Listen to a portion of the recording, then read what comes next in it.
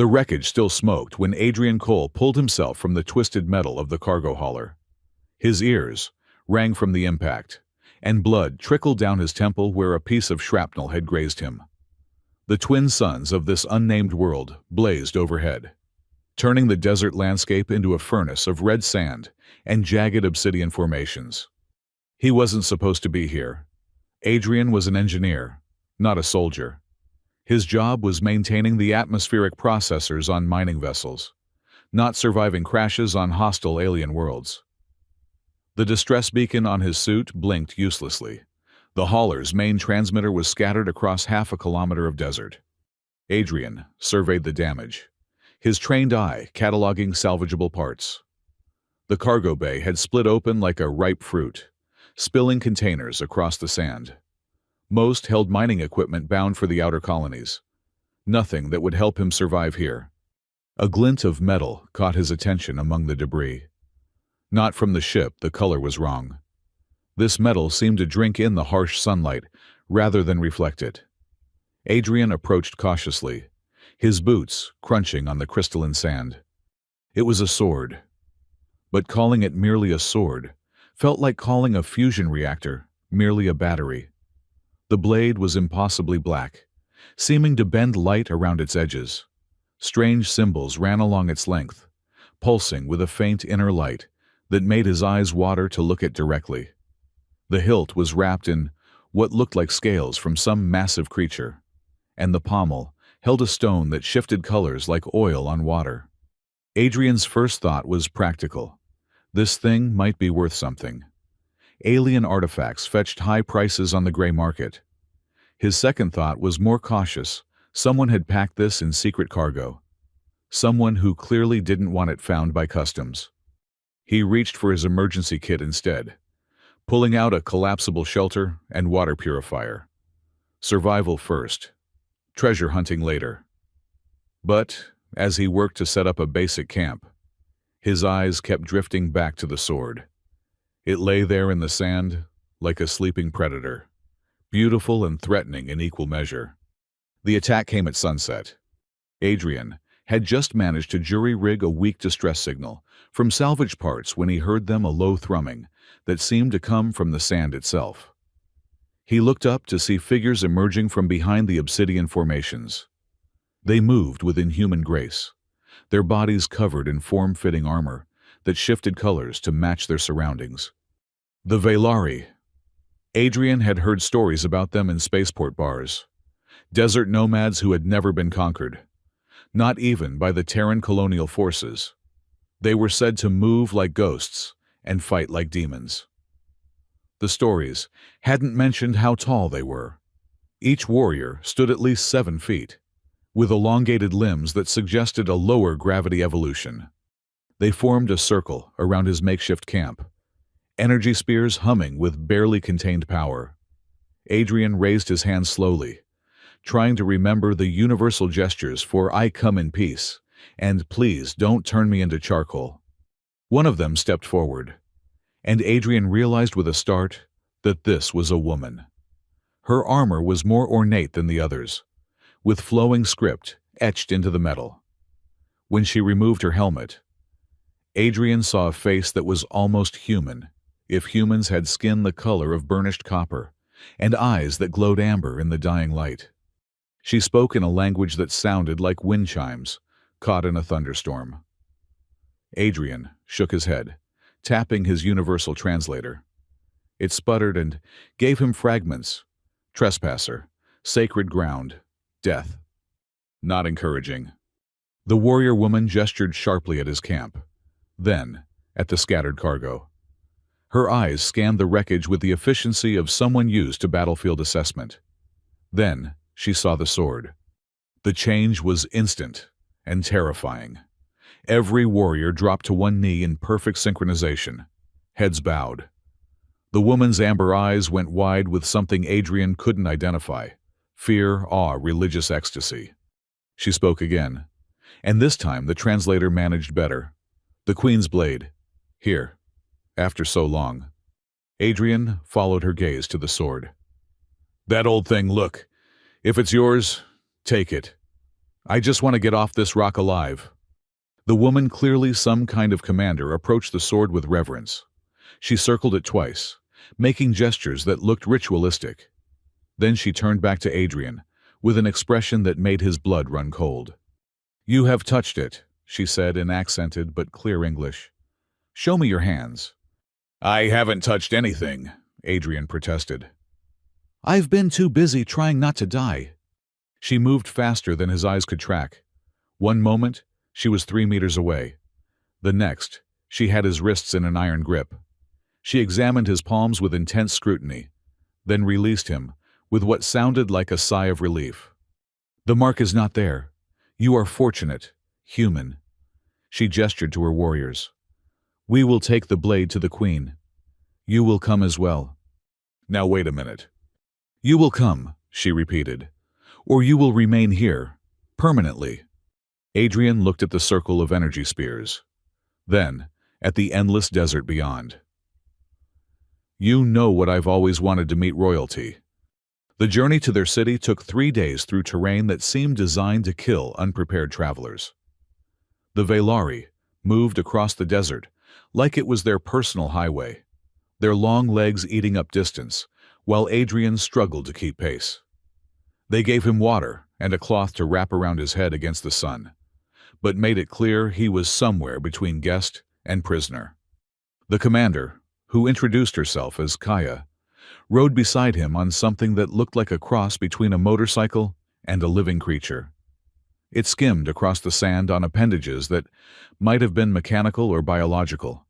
Adrian couldn't tell. "Your people should not be here," Kaya said on the second day. "This system is interdicted. Tell that to my cheap-ass captain who took a shortcut through restricted space." Adrian replied, wiping sweat from his eyes. "I'm just an engineer. I fix things. I don't make route decisions." Kaya studied him with those unnerving amber eyes. "An engineer? A builder? Perhaps that is why." "Why what?" She didn't answer, returning her attention to the horizon where the first spires of their city were becoming visible. The city took Adrian's breath away.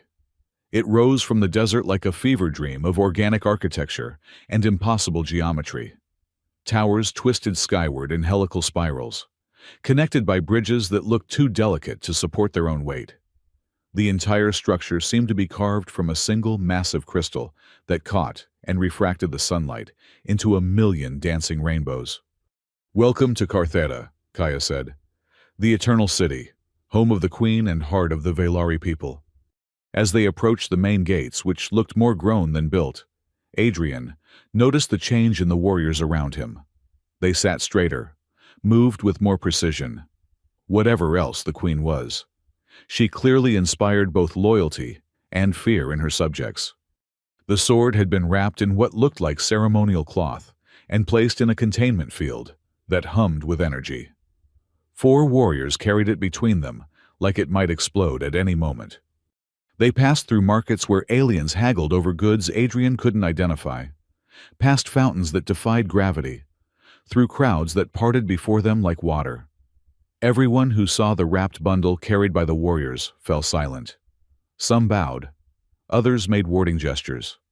"The Queen's blade has been lost for a generation," Kaya explained, noticing his curiosity. "Its return is significant." "Significant how?" "You will see." The palace or temple, or whatever it was, sat at the city's heart. It was smaller than Adrian expected, but radiated a presence that made the air itself feel heavier.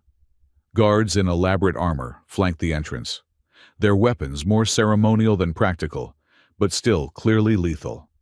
Inside, the corridors were lit by phosphorescent panels that responded to their presence, growing brighter as they passed. The walls were covered in murals depicting what Adrian assumed was Velari history battles and celebrations, tragedies and triumphs, all rendered in a style that seemed to move when he wasn't looking directly at it. Finally, they reached a vast circular chamber. At its center sat a throne that looked carved from a single, massive gem.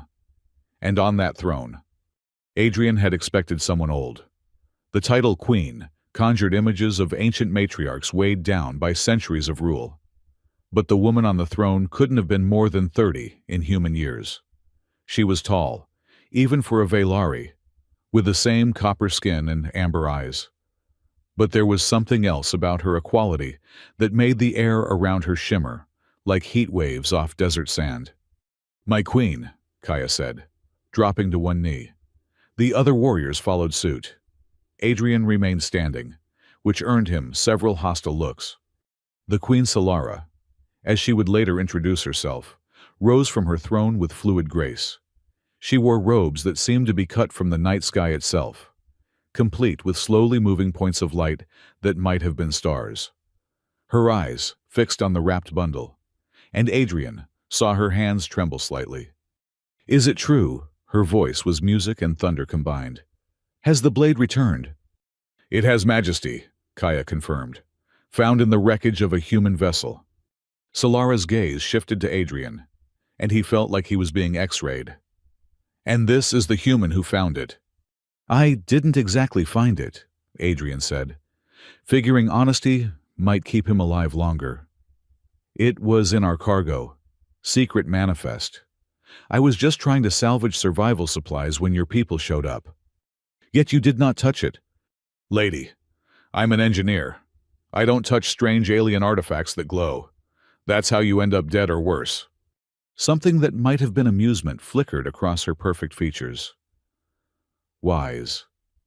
Yet here you are. She descended from the throne, each step deliberate and graceful. "Do you know what this blade is?" "Your Majesty's letter opener." Several warriors hissed at what they clearly considered blasphemy. But Solara actually smiled, the expression that transformed her from distant royalty to something almost approachable. "Humor. How refreshingly human." She gestured, and the warriors unwrapped the sword. Even in the phosphorescent light of the throne room, it seemed to radiate darkness. "This is the Queen's blade. For 1,000 years, it has chosen the ruler of the Vaylari, passed from queen to queen, each one marked by its touch." "Marked, the blade chooses. When one of royal blood takes it up, it brands them. Here." She held up her right hand, showing a pattern of scars that looked like circuitry made of starlight. "The mark of legitimate rule, proof that the blade has judged and found worthy. So it's like a really aggressive coronation ceremony." "More than that." Solara circled the blade where it lay on its wrappings. "The blade is alive, after a fashion. It remembers every queen who has wielded it. Their wisdom, their strength, their failures all preserved." Her expression darkened.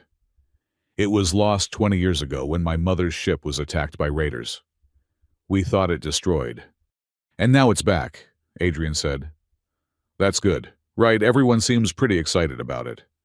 "That depends," a new voice interrupted. "On what the blade decides."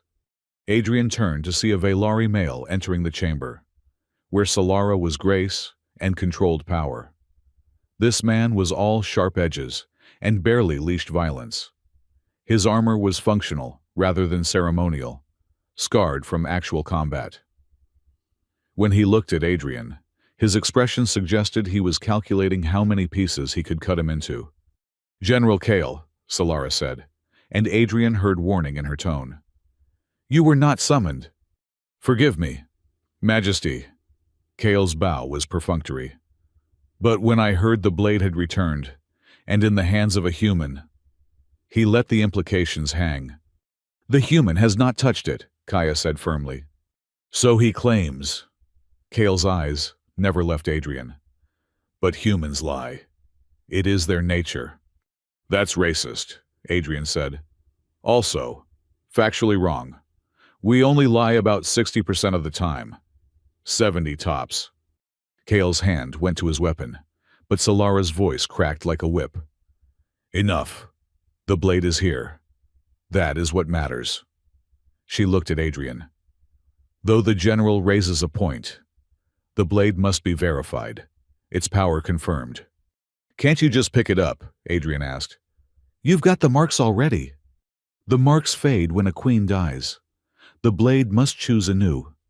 Solara's expression was unreadable. And there are complications. Before Adrian could ask what kind of complications, Kale stepped forward. Allow me, Majesty. I will take up the blade and prove its authenticity. If it is false, we will know. If it is real. He smiled, showing too many teeth. Then we will see who it judges worthy. The tension in the room ratcheted up several notches.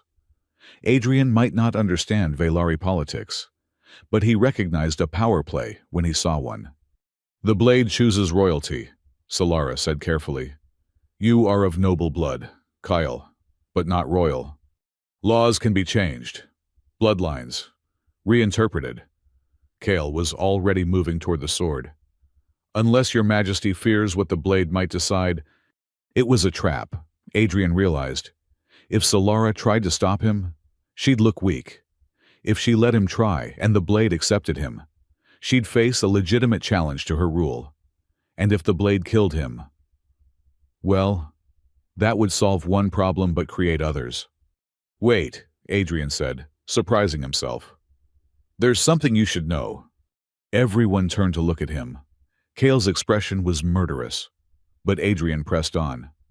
That sword was in secret cargo. Black market stuff. What if it's not the real thing? What if someone made a copy to sell to collectors? He was making this up as he went, but it sounded plausible. You could be fighting over a fake. Seems like you should test it somehow before anyone important touches it. And how would you suggest we test it? Solara asked, and Adrian thought he heard gratitude beneath the neutral tone. Well, Adrian looked around the room, then at the sword, then made a decision he'd probably regret. You need someone expendable, someone with no claim to the throne, someone whose death wouldn't cause a political crisis. Understanding dawned in Solara's eyes. No. Hey, I'm not planning to die, Adrian said, stepping toward the sword. But if this thing is going to kill someone, better me than someone who actually matters here. The human makes sense, Kale said, and his smile was predatory. Let him prove his innocence. If he has not touched the blade as he claims, it will not recognize him. He will be unmarked, and we can proceed. Adrian realized he'd just volunteered for an alien lie detector test that might kill him. But the alternative was watching Kale potentially usurp the throne of someone who, despite having him kidnapped, seemed like a decent ruler. Fine, he said, kneeling beside the sword. How does this work? Do I just grab it? Or is there a magic word? The blade knows intent, Solara said softly. Take it up with the purpose of returning it to its rightful owner. Think of nothing else. Adrian looked at the sword. Really looked at it. Up close. He could see that the symbols along the blade weren't just decorative. They moved, flowing like living text in a language that hurt to perceive directly. The wrapped hilt seemed to pulse with its own heartbeat. This is stupid, he thought. I'm an engineer. I fix air recyclers and gravitational compensators. I don't touch magic alien swords. But he reached out anyway. The moment his fingers brushed the hilt, the world exploded into fire. Pain shot up his arm like molten metal in his veins. The throne room vanished, replaced by a kaleidoscope of images that crashed into his mind with the force of a stellar collision. He saw queens long dead, wielding the blade in battle, saw the forging of it in the heart of a dying star, saw prophecies written in languages that predated human evolution. And through it all, a presence, ancient, alien, analyzing him with the cold precision of a quantum computer and the burning intensity of a living star. Unworthy, it decided, weak, small, human. I know, Adrian thought back through the agony. I'm not trying to rule. I'm trying to return you. The presence paused. In that heartbeat of hesitation, Adrian felt it rifle through his memories. His childhood on Mars Colony, his apprenticeship in the engineering guild, the satisfaction of fixing something broken, The simple joy of making things work. Interesting. The pain intensified. Adrian smelled burning flesh and realized it was his own. His hand was on fire, no. The sword was branding him. He tried to let go but couldn't. The blade wouldn't let him. Then, suddenly, it was over. Adrian found himself on his knees, cradling his right hand against his chest. The throne room reformed around him, but everything seemed different, sharper, more real. Like he'd been looking at the world through dirty glass his whole life, and someone had finally cleaned it. "Impossible," someone whispered. Adrian looked at his hand. The palm was covered in the same circuit-like scars that decorated Solara's hand. But there was a difference. Where hers were silver white, his were deep red, still glowing with inner heat. He looked up to find every Velari in the room on their knees. Even Kale, his face a mask of horror and rage. "This cannot be," the general snarled. "A human cannot bear the mark. The prophecies." "The prophecies speak of the returned blade," Solara said, and her voice was strange. "Of the one who would bring it home after it was lost. They never said that one would be Velari." Adrian struggled to his feet, still clutching his burned hand. "I don't suppose anyone has some alien burn cream. This really hurts." "You bear the mark," Solara said, approaching him slowly. "The blade has chosen you. That makes you—" "Dead," Kyle interrupted, rising despite the taboo of standing while others knelt. "It makes him dead. I will not accept a human as—" "You will accept the blade's judgment," Solara said, and now her voice carried steel. "As we all must." "I don't want to rule anyone," Adrian said quickly. "I just want to go home. Can't we call this a cultural misunderstanding and—" The sword pulsed on the floor where he'd dropped it. Everyone in the room felt it, a wave of command that bypassed conscious thought and spoke directly to instinct. Adrian found himself picking up the blade without meaning to. This time, there was no pain. The sword felt light as air in his grip, perfectly balanced. The symbols along the blade glowed brighter, and Adrian realized with a sick feeling that he could read them now. "The Blade of Queens," he read aloud, the alien words feeling strange on his tongue. "Forged in starfire, cooled in the tears of gods. Let she who bears it carry the weight of all who came before." "She," Kale said triumphantly. "The blade is meant for a woman. This proves—" The sword pulsed again, and Kale's words died. Adrian felt knowledge flow into his mind, unwanted and undeniable. "The blade doesn't care about gender," he said, hating that he knew this. "It cares about purpose, about connection." He looked at Solara. "It remembers you, your mother, your grandmother, all of them," stretching back. He paused, trying to process what the sword was telling him. "But there's something wrong. A break in the chain." "My mother died without passing the blade on," Solara said quietly. "The succession was incomplete. That's why it marked me." Adrian looked at the glowing scars on his palm. "I'm not meant to rule. I'm meant to bridge the gap, complete the connection." He shook his head.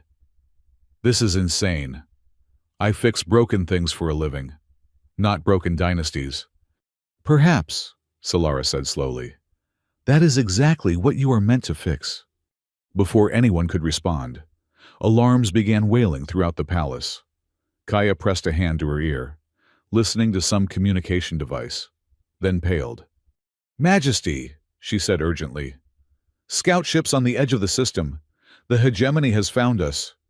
The tension in the room shifted from internal politics to external threat. Adrian recognized the look that passed between the warriors, the expression of people preparing for a fight they might not win. "Who's the hegemony?" he asked, though he suspected he wouldn't like the answer.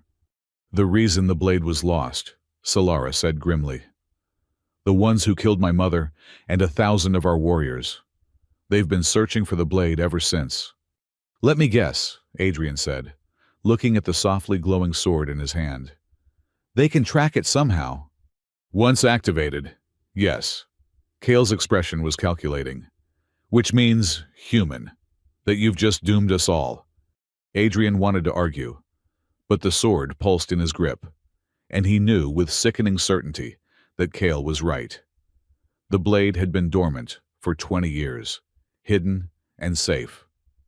His touch had awakened it, sent out a signal across space like a beacon. The hegemony was coming, and it was his fault. Well, he said, trying for a lightness he didn't feel. Anyone want to tell me how to turn this thing off? The silence that answered him was not encouraging. The war room materialized around them as Solara led the group through corridors that reconfigured themselves with each step. Adrian clutched the sword, its weight seeming to increase with every passing moment. His burned hand throbbed in rhythm with his heartbeat, the strange circuit scars pulsing with their own inner light. "How long do we have?" Solara asked, as they entered a spherical chamber where holographic displays showed the star system in painful detail. 3 days at their current speed, Kaya reported, manipulating the displays with practiced gestures. 5 if they're being cautious about ambushes. They won't be cautious, General Kale said, his voice dripping contempt. Not when they can sense the blade. They'll come in force, knowing we can't run. He shot Adrian a look that could have melted steel. Thanks to our human friend's curiosity. I was trying to help, Adrian protested, but even he heard how weak it sounded. The sword in his hand pulsed, and suddenly he was drowning in memories not his own, a Velari fleet burning, a queen's last stand, children evacuated in desperate refugee ships as the hegemony's weapons turned a paradise world to glass. He gasped, nearly dropping the blade. What was that? The memories, Solara said softly. Every queen who held the blade left an imprint. Their experiences, their knowledge, their pain, all preserved. She studied him with those unsettling amber eyes. You're experiencing my mother's last hours. I'm sorry, Adrian said, meaning it. I didn't know. Apologies won't stop the hegemony fleet, Kyle interrupted. We need action, Majesty. Give me command of our defenses. I'll make them pay for every meter of space. And lose most of our warriors in the process, Solara countered. We can't match their firepower with conventional tactics. Then, what do you suggest that we put our faith in this alien? Kale gestured dismissively at Adrian. He can barely hold the blade without whimpering. Adrian wanted to argue, but another wave of alien memories crashed over him. This time, it was older, much older. A queen named Thyra standing before a primitive forge, working metal with techniques that shouldn't have been possible, binding stellar energy into solid matter through pure will and ancient science. The blade isn't just a weapon, he said suddenly, the knowledge bubbling up from somewhere deep. It's a key, a tool. It was made to build things, not just destroy them. Everyone turned to stare at him. Even Kale looked taken aback. Explain, Solara commanded. Adrian struggled to put the alien concepts into words. Your ancestors, they weren't conquerors. They were engineers, builders. The blade was created to help them shape reality on a fundamental level. The fighting came later, when they had something worth defending. He looked at the sword in his hand, seeing it properly for the first time. Not a weapon of war, but a tool of creation perverted by necessity. You've been using it wrong for centuries, like using a molecular assembler as a club. Fascinating history lesson, Kyle sneered, recovering his composure. But unless you can turn poetry into plasma cannons, it won't help us. Maybe I can, Adrian said, surprising himself with his certainty. The sword was showing him things, possibilities, potentials, pathways through reality that normal physics said were impossible. I need to see your defenses, all of them. And... He hesitated, then forged ahead. I need access to your city's power core. Absolutely not, Kale said immediately. Majesty, this is obviously a trap. He'll sabotage our systems and leave us defenseless for his human masters. My human masters are probably dead, Adrian shot back. Or weren't you listening? My ship was shot down. By your people. I might add. He turned to Solara. Look, I know I'm asking for a lot of trust, but that sword picked me for a reason. Maybe it's because I'm the only one here who looks at problems and thinks, how do I fix this? Instead of, how do I fight this? Solara was quiet for a long moment, studying him. Adrian felt like those amber eyes were peeling back layers of his soul, examining his motivations with surgical precision. Show me your hand, she said finally. Adrian extended his burned palm. The circuit scars had darkened from red to deep amber, almost the same color as Velari eyes. But there was something else the patterns were spreading, slowly but visibly, creating new pathways up his wrist. It's claiming you, Solara observed. The longer you hold it, the deeper the connection grows. Eventually, you won't be entirely human anymore. Great, Adrian muttered. Just what I needed, alien sword cancer. You could put it down, she suggested. The connection is still new. It might release you. Adrian looked at the blade, then at the holographic display showing incoming doom. 3 days, maybe 5, against a force that had been hunting this weapon for 20 years. He tightened his grip. No, I started this mess. I'll help fix it. He met her gaze. But I need access to everything. No restrictions. No guards breathing down my neck. Trust me or don't. But make the choice now. Majesty, Kale began, but Solara raised a hand for silence. Kaya, she said, not looking away from Adrian. Give him full access.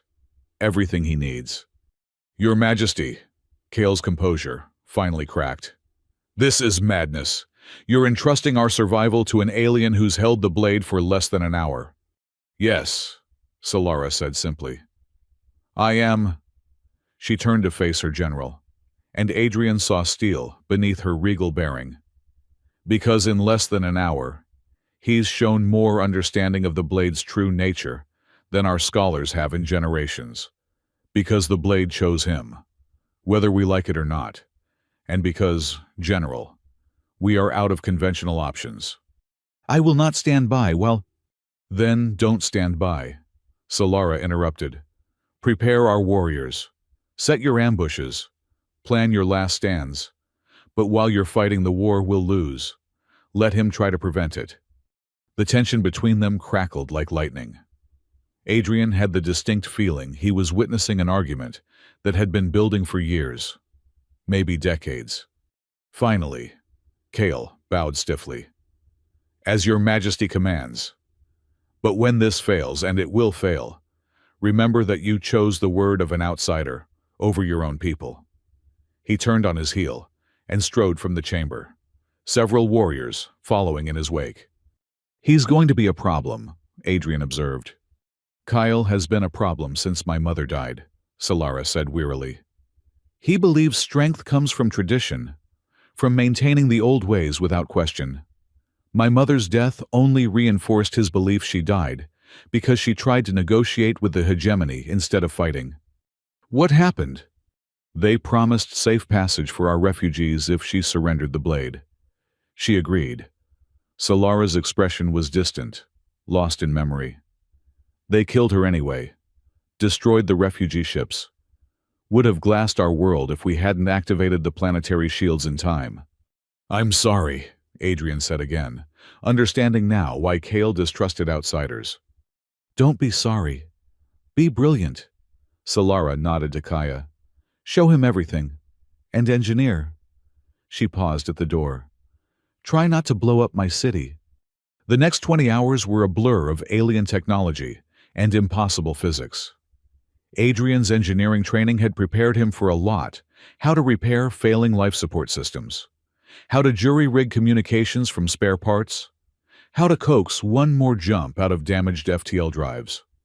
It had not prepared him for technology that operated on principles that made quantum mechanics look like a child's building blocks. The Velari power core wasn't a reactor in any sense he understood. It was a contained dimensional fold, a piece of space-time twisted in on itself and forced to bleed energy into their reality. Looking at it gave him a headache. Understanding it, with the sword's memories filling in the gaps, made his nose bleed. "This is insane," he muttered, wiping blood away as he studied the containment systems. "You're literally using a baby black hole as a battery." "Is that bad?" Kaya asked. She'd been assigned as his liaison, following him through the city's technical centers with a mixture of curiosity and concern. "It's not bad. It's brilliant.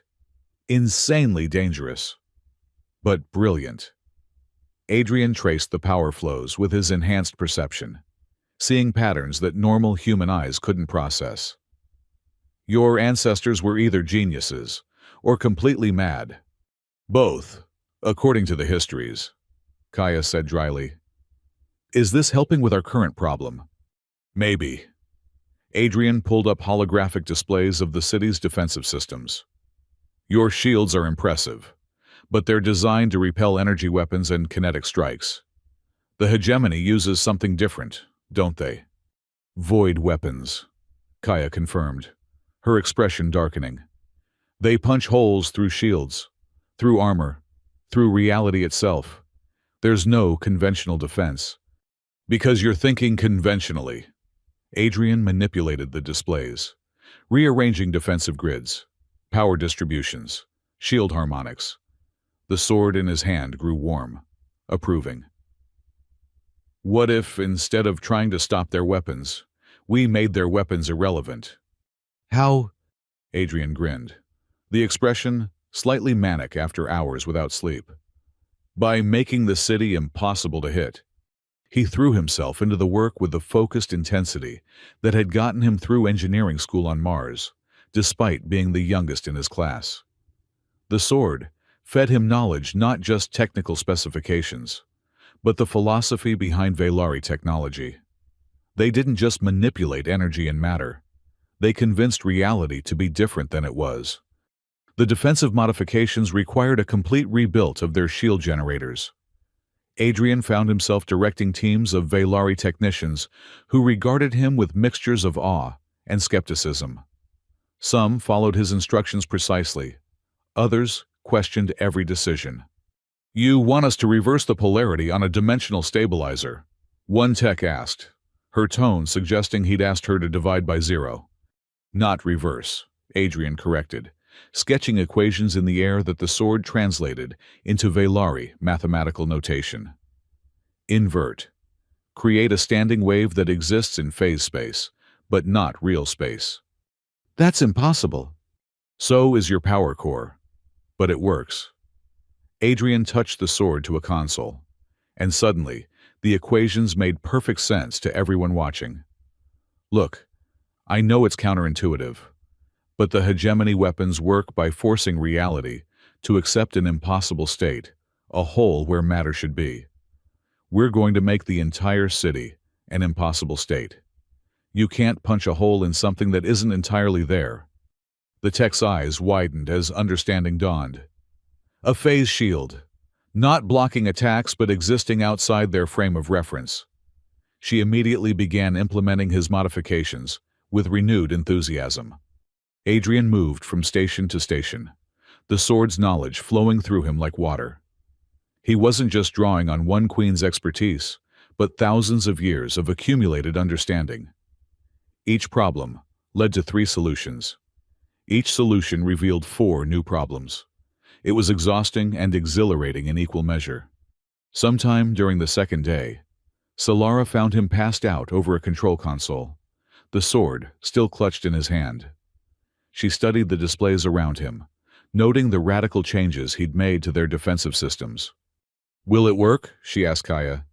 "I don't know," the commander admitted. "Half of what he's done shouldn't be possible. The other half is so far beyond our understanding, it might as well be magic. But..." She gestured to a display showing power readings. "The city's energy signature has changed. We're drawing less power while generating stronger fields." It's elegant in a way that makes me think he might actually know what he's doing.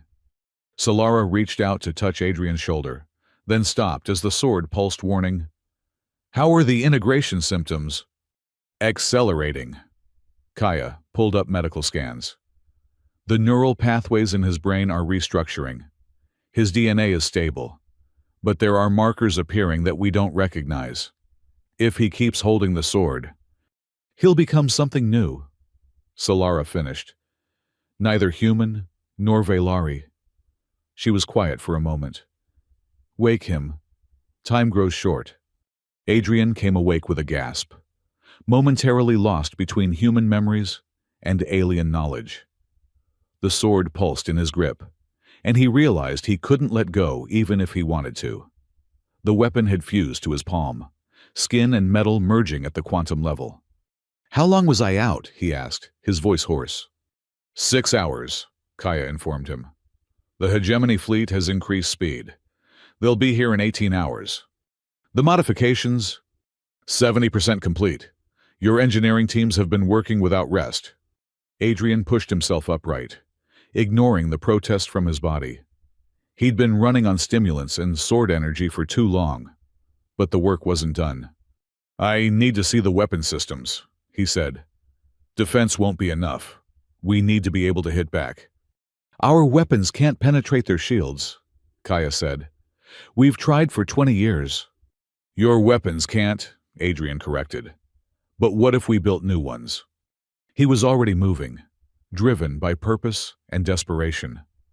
The sword showed him possibilities, weapons that existed in 13 dimensions simultaneously. Probability cannons that fired might-have-beens. Entropy reversers that undid damage by convincing the universe it never happened. Most were beyond their ability to build in 18 hours. But some. "Here," he said, pulling up designs that hurt to look at directly. Cascade resonators. They don't try to penetrate shields, they use the shield's own energy against them. The stronger the defense, the more devastating the feedback. Theoretical weapons. A weapons tech protested. "The power requirements alone are manageable if we use the sword as a focus." Adrian interrupted. He'd been avoiding that truth. But time was running out. "It was designed to channel stellar energies. We can use it to amplify our weapons." But, Solara prompted. She'd been shadowing him, watching his work with intense focus. "But it'll create a deeper bond. Maybe irreversible." Adrian looked at his hand where the sword had fused to his palm. The circuit scars now reached his elbow, and he could feel them spreading across his chest. "I'm already changing. This would accelerate it." "Then don't," Solara said firmly. "You've done enough. We can face them with conventional weapons." "And lose." Adrian met her eyes, seeing concern there that went beyond mere political calculation. "I know what the hegemony does to worlds that resist. The sword showed me.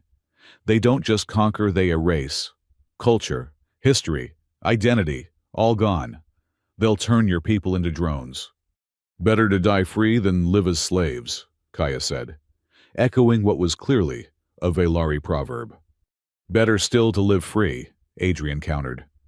"I didn't come this far to give up now." He turned back to the weapons console. "Besides, I'm an engineer. Solving impossible problems is literally my job description." The next hours blurred together. Adrian worked in a fugue state, the sword's knowledge flowing through him like a river. He designed weapons that shouldn't exist, defenses that operated on principles that made physics cry. Velari technicians scrambled to keep up, building devices from specifications that seemed more like poetry than engineering. General Kale appeared periodically, watching the modifications with undisguised suspicion. "You're changing everything," he accused during one visit, discarding centuries of proven tactical doctrine for untested theories.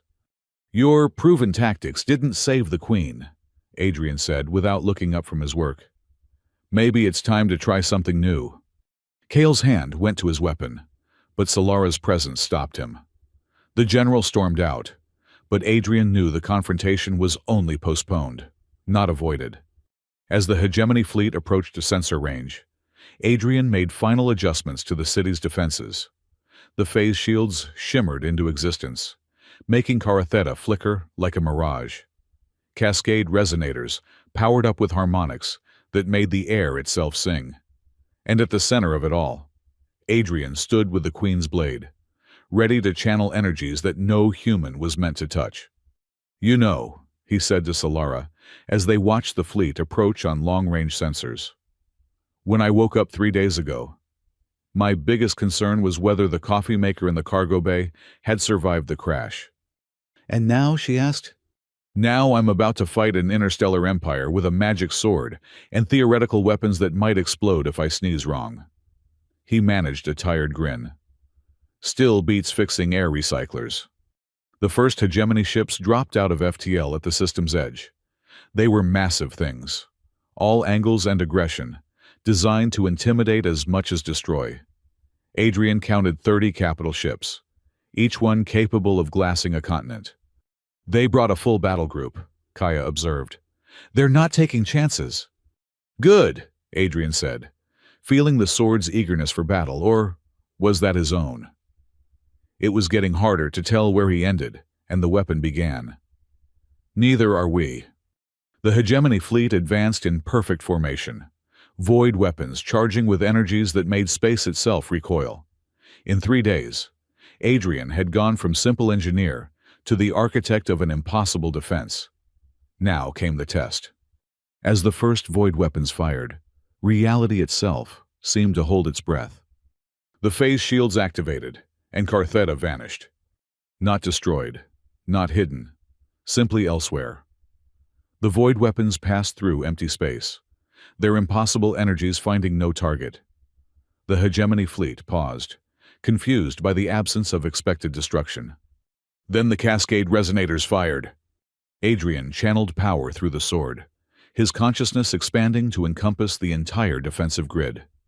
He felt each weapon discharge, each shield modulation, each quantum fluctuation. The resonators found the frequencies of the hegemony shields and played them back in perfect destructive harmony.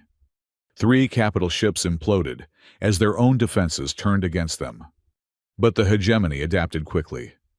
Their remaining ships spread out, modulating shield frequencies, returning fire with weapons Adrian hadn't expected.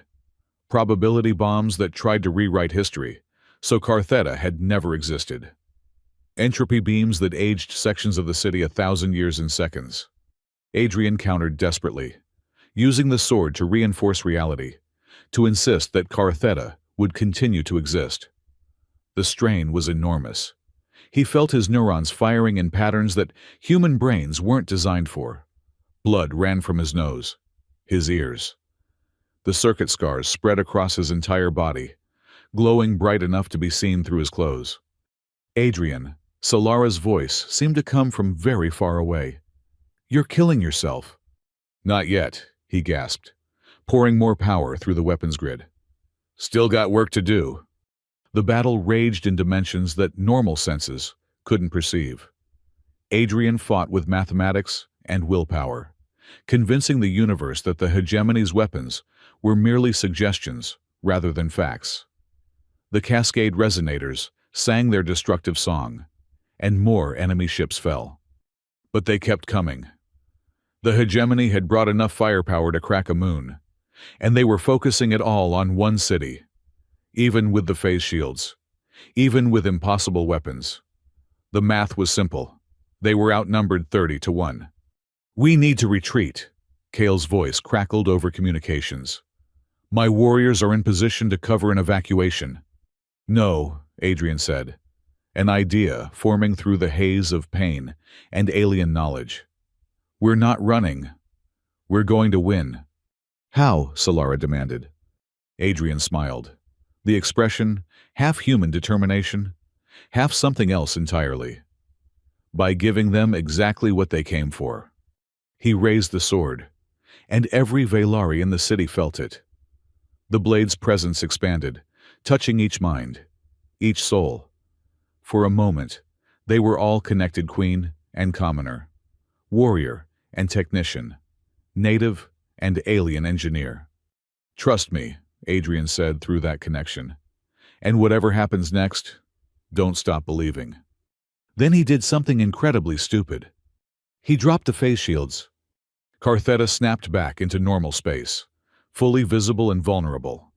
The hegemony fleet, sensing victory, focused all their weapons on the city. Void cannons charged, probability bombs armed, entropy beams aligned. Adrian raised the Queen's blade high and shouted a single word in the ancient Velari tongue. Return. The sword exploded with light. Not the harsh glare of weapons fire, but something older, deeper. The light of creation, of the first stars, of the forge where reality itself was shaped. It expanded outward in a sphere, passing through shields and armor as if they didn't exist. When it touched the hegemony ships, something impossible happened. They remembered. The sword carried the memories of every queen. But more than that, it carried the memory of why it was made. Before the wars, before the conquest, before the fear and hatred. It showed the hegemony what they had been, before they became an empire built on erasure and control. Adrian felt their confusion, their disbelief, their dawning horror at what they had become. Ship captains who had burned worlds suddenly remembered why they had first reached for the stars. Soldiers who had never questioned orders felt the weight of every life they'd taken. But memory alone wouldn't stop them. The hegemony was built on forgetting, on moving forward without looking back. They would shake off this momentary weakness and resume their attack. Unless Adrian gave them a reason not to. I know you can hear me, he broadcast, the sword amplifying his words across every frequency. I know you remember now. The blade you've been hunting it was never meant to be a weapon of conquest. It was meant to build, to create, to connect. He took a shuddering breath, feeling his humanity slipping away with each word. I'm human, an outsider. I have no stake in your ancient wars, but I've seen what you were and what you've become. You have a choice. He felt Solara's hand on his shoulder, her strength flowing into him through their shared connection. The Queen offers amnesty, she said, her voice carrying the same impossible reach. Put aside your weapons. Remember who you were. Help us build instead of destroy. For a long moment, the two fleets hung in space, poised on the edge of annihilation. Then, one by one, the hegemony ships powered down their weapons. Not all of them.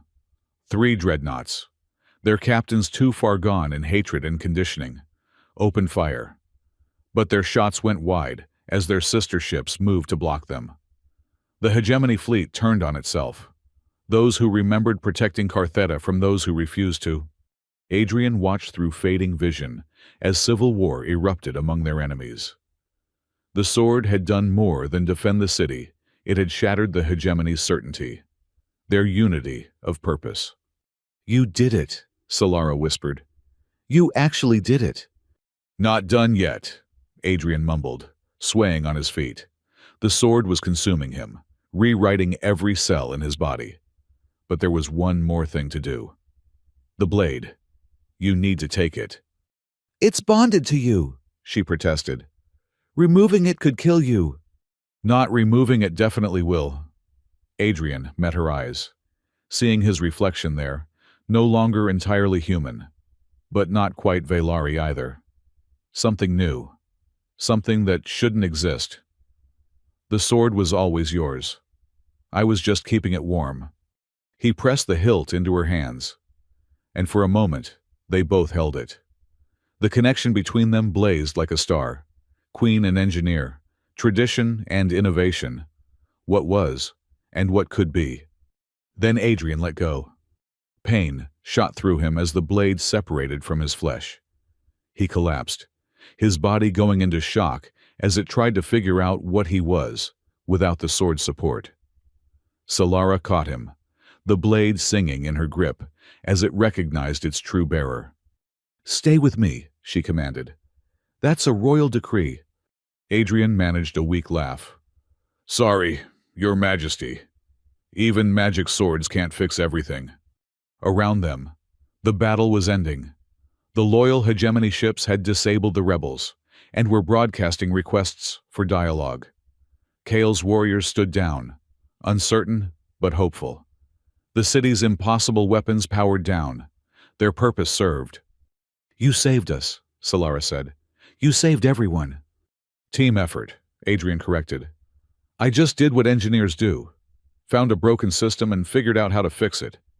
He closed his eyes, feeling strangely peaceful. The circuit scars on his body were fading, but something remained. He was changed, fundamentally and irrevocably. Not quite human anymore, but not Velari either. Something new. As unconsciousness took him, Adrian heard the sword singing in Solara's hands. It sounded like hope. Adrian woke to the sound of argument. His body felt strange, too, light in some places, too heavy in others. The medical bay's ceiling curved above him in organic spirals that seemed to shift when he wasn't looking directly at them. Velari architecture, he remembered, still alien, despite everything he'd shared with them through the sword. "He cannot remain here." Kale's voice cut through the fog of medication.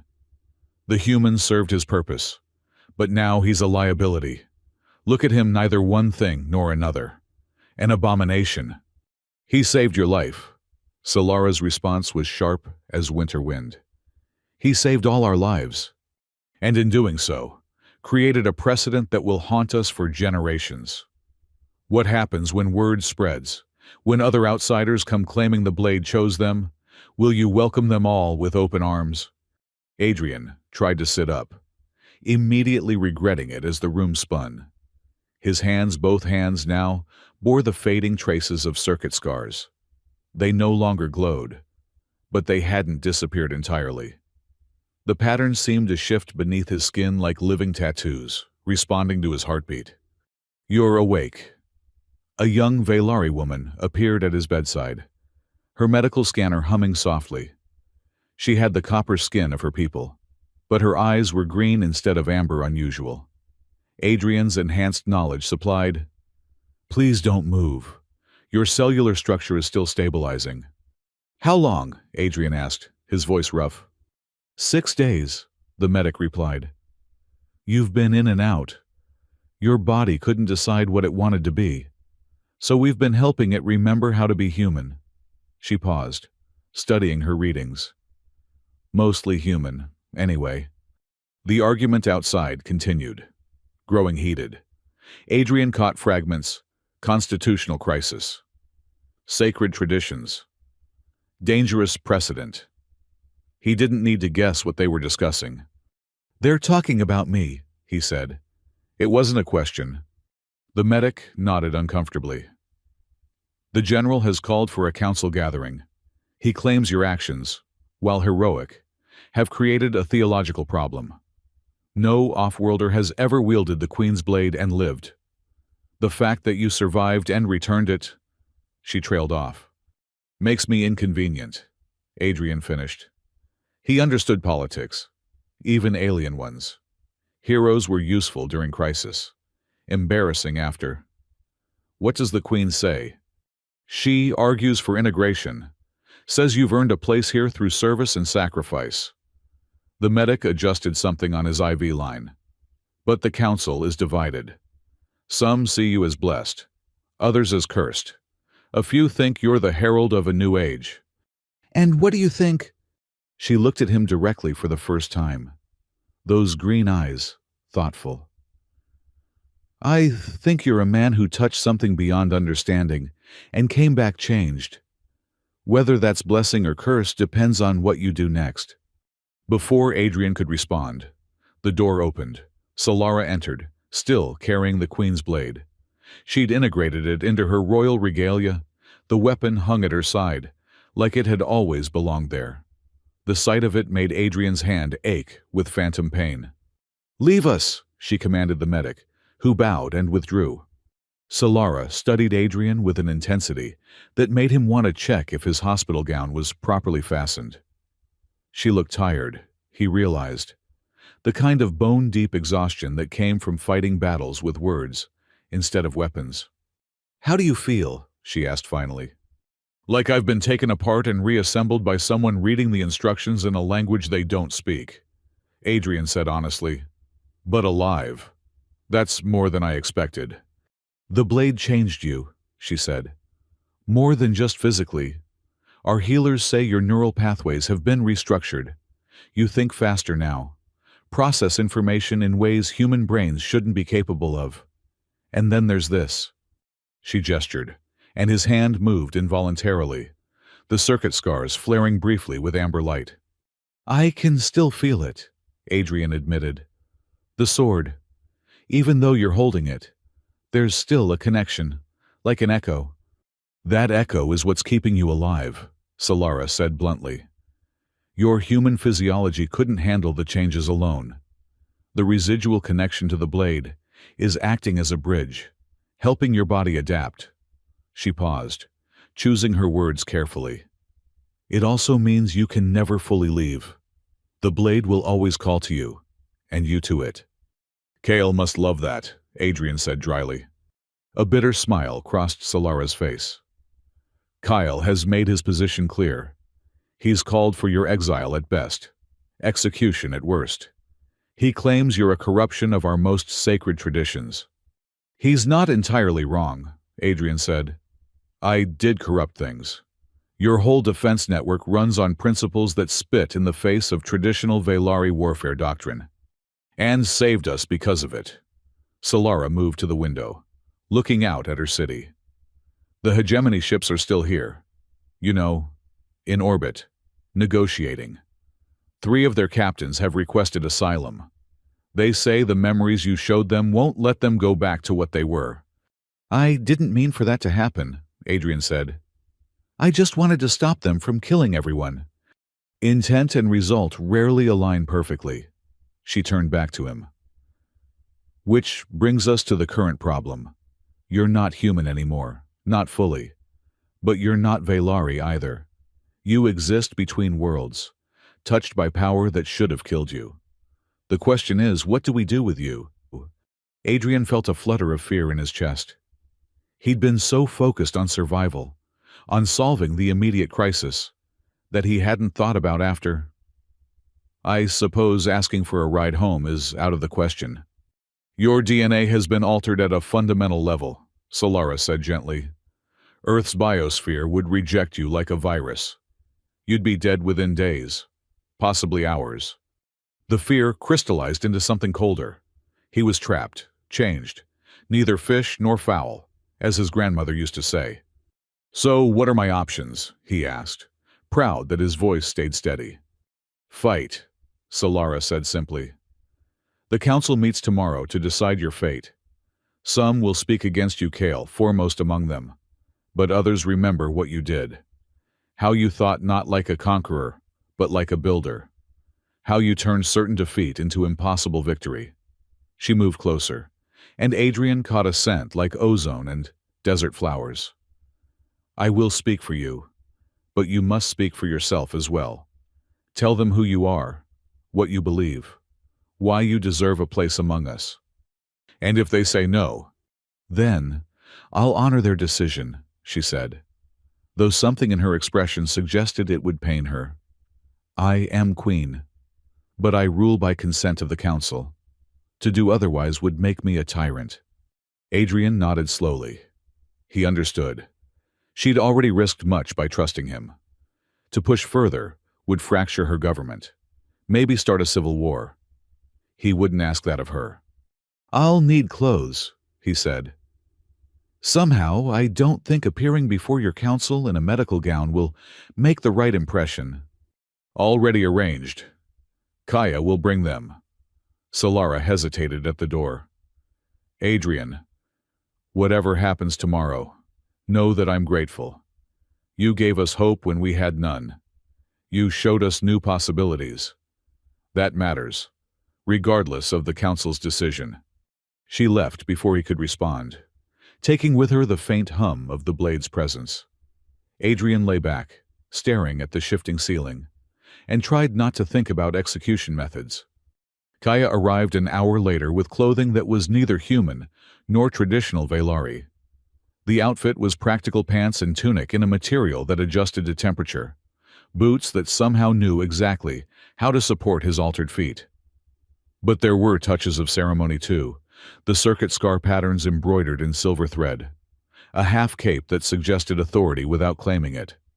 "The queen designed it herself," Kaya said, helping him stand. His legs shook but held.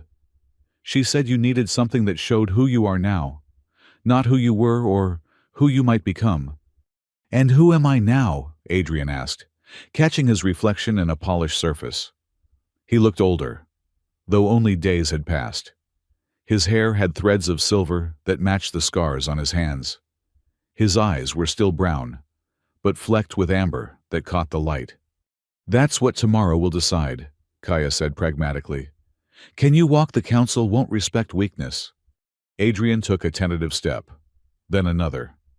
His body responded differently than before, more fluid, more aware. He could feel air currents, electromagnetic fields, the subtle vibrations of the city's power core far below. It was overwhelming and exhilarating at once. "I can walk," he said. "Good, because you'll need to do more than that." Kaya's expression was serious. "Kyle has been gathering support. He's painting you as the first wave of a human invasion today. One engineer. Tomorrow an army. He's playing on old fears, old hatreds." "I'm one man," Adrian protested. "I couldn't invade a convenience store, let alone a planet." "Logic has little place in fear," Kaya replied. "But you have supporters too. The younger generation sees you as proof that cooperation is possible. The engineers whose lives you saved speak of your ingenuity. And the Queen," she paused. "The Queen has made her position clear." Adrian heard what she wasn't saying. Solara had spent political capital defending him. If he failed tomorrow, it would weaken her position, maybe fatally. "Tell me about the council," he said. "Who are the key players? What are their interests if I'm going to fight a political battle? I need to know the terrain." Kaya smiled approvingly. "You're thinking like a Velari. Good. Come, we have much to discuss." They spent the night in preparation. Kaya briefed him on council dynamics, ancient laws, cultural touchstones he could reference. Adrian's enhanced mind absorbed it all, filing away details and connections. He began to see the shape of possible arguments, the rhetorical weapons he could wield. But as dawn approached, he realized the most important thing wasn't what he'd say, but who he'd be when he said it. The council chamber was a sphere within a sphere. Gravity twisted, so that each counselor sat at what appeared to be the bottom of their own personal bowl. The effect was disorienting. Adrian had to focus on his own footing to avoid vertigo. 43 counselors were present, representing different castes, regions, and philosophies of Velari society. Solara sat not on a throne, but in a chair only slightly more ornate than the others. The blade rested across her lap, quiescent but watchful. General Kale stood in the center, or what passed for center, in a room where every direction was down. He'd chosen his position carefully. Adrian realized equidistant from all counselors, claiming no favoritism, but also showing no deference. "We are gathered," Solara began formally, "to determine the status and fate of Adrian Cole, human engineer, wielder of the Queen's blade, defender of Cartheta." "Pretender," Kyle corrected immediately. "Usurper, contaminator of sacred traditions." "I object to the general's characterization," a younger counselor said. Adrian recognized her Thera, one of the engineers he'd worked with. "The human took up the blade to save us, not to claim power." "Intent is irrelevant," Kale shot back. "The fact remains that an outsider touched what should never be touched by alien hands. That the blade didn't kill him immediately only proves how deeply he has corrupted our most sacred artifact. Or proves the blade's wisdom exceeds our own," another counselor suggested. The debate erupted in multiple directions, voices overlapping in a cacophony of argument. Adrian stood silent in his designated spot, waiting. Kaya had coached him. Let them exhaust their initial positions before speaking. Enter the conversation at the moment of maximum impact. That moment came when Kale made his formal accusation. "I call for the execution of the human Adrian Cole," the general declared, his voice cutting through the din. "He is an abomination, neither of our people nor of his own. His continued existence threatens the purity of our bloodlines and the sanctity of our traditions. Every moment he lives is an insult to our ancestors." The chamber fell silent. This was the moment, the formal call for death, that required formal response. Adrian stepped forward. "I request the right of defense." "You have no rights here, alien," Kale snarled. "He has the right," Solara said quietly. "As one who has shed blood in defense of Cartheta. Or do you dispute that he bled for us?" "General." Kale's jaw tightened, but he stepped back. Ancient law was ancient law. Adrian moved to the chamber's center, feeling the weight of 43 gazes. He'd prepared speeches, arguments, rhetorical flourishes. But standing there, in that impossible room with his life in the balance, he threw them all away. "You're right," he began, addressing Kale directly. "I am an abomination." Surprised murmurs rippled through the council. Even Kale looked taken aback. "I'm something that shouldn't exist," Adrian continued. "Not human, not Velari, but something in between. The blade changed me in ways that terrify me. I can feel your power core's heartbeat. I can see magnetic fields. Sometimes I think in languages I've never learned." He held up his scarred hands. "I am living proof that the universe is stranger and more flexible than any of us imagined." He turned slowly, making eye contact with each counselor. "But I'm also proof that change doesn't mean destruction, that tradition can evolve without dying, that sometimes an outsider's perspective is exactly what's needed to solve problems that seem impossible from within." "Pretty words," Kyle interrupted. "But words won't change what you are, a threat to everything we hold sacred."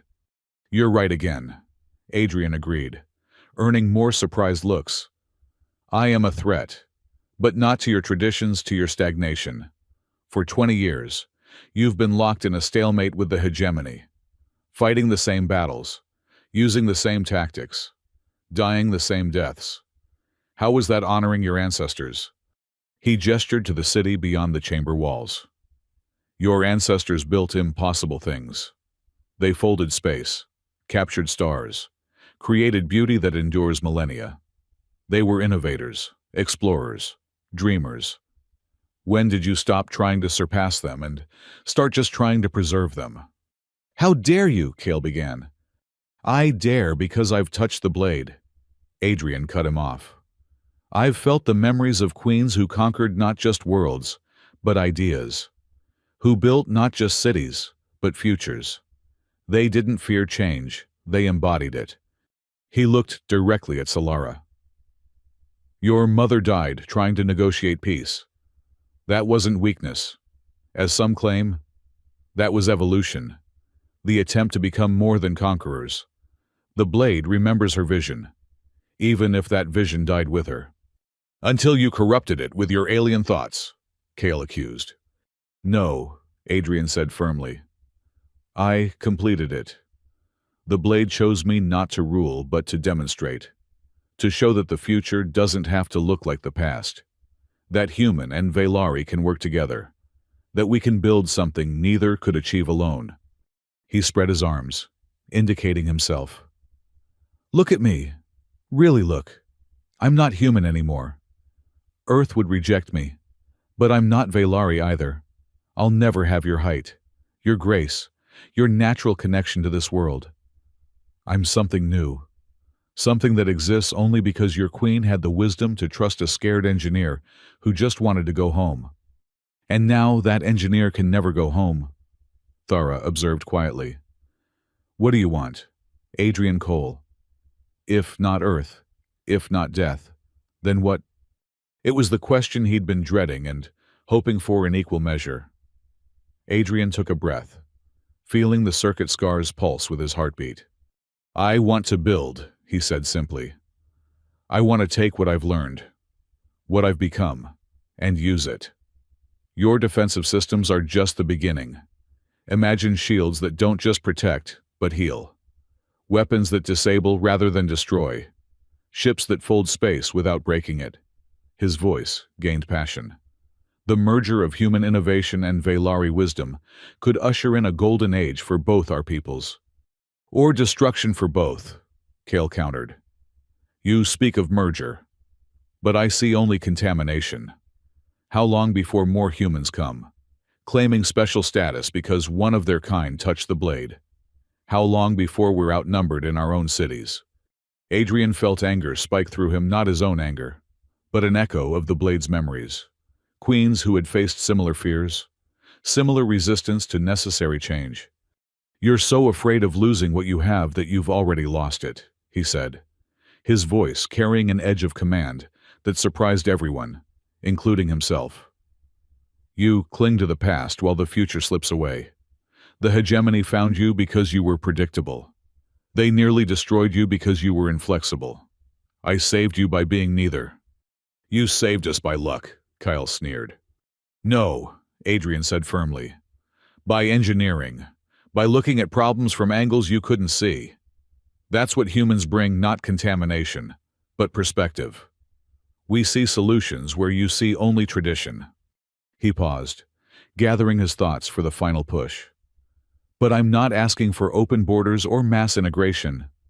I'm asking for the right to exist, to use what I've become in service to the people who, willingly or not, gave me a second life. Let me be your bridge, not fully of either world, but capable of understanding both. And if we refuse, a counselor asked. Adrian met the questioner's gaze steadily. Then you'll kill me, and I'll die knowing I tried. But you'll also kill the future that could have been.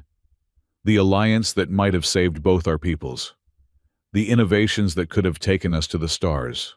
He smiled sadly. And the blade will remember. It will remember that when offered a hand in partnership, the Veilari chose the sword instead. Silence descended on the chamber. Adrian had said his piece.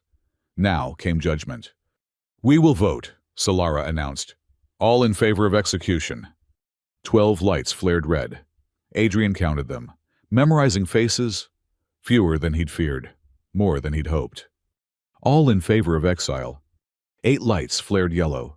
The moderates, unwilling to kill but unable to accept. All in favor of integration. 22 lights flared green. Not an overwhelming majority, but clear enough. Abstaining. Kale's light flared white, surprising everyone. The general's face was stone. The council has spoken, Solara said formally.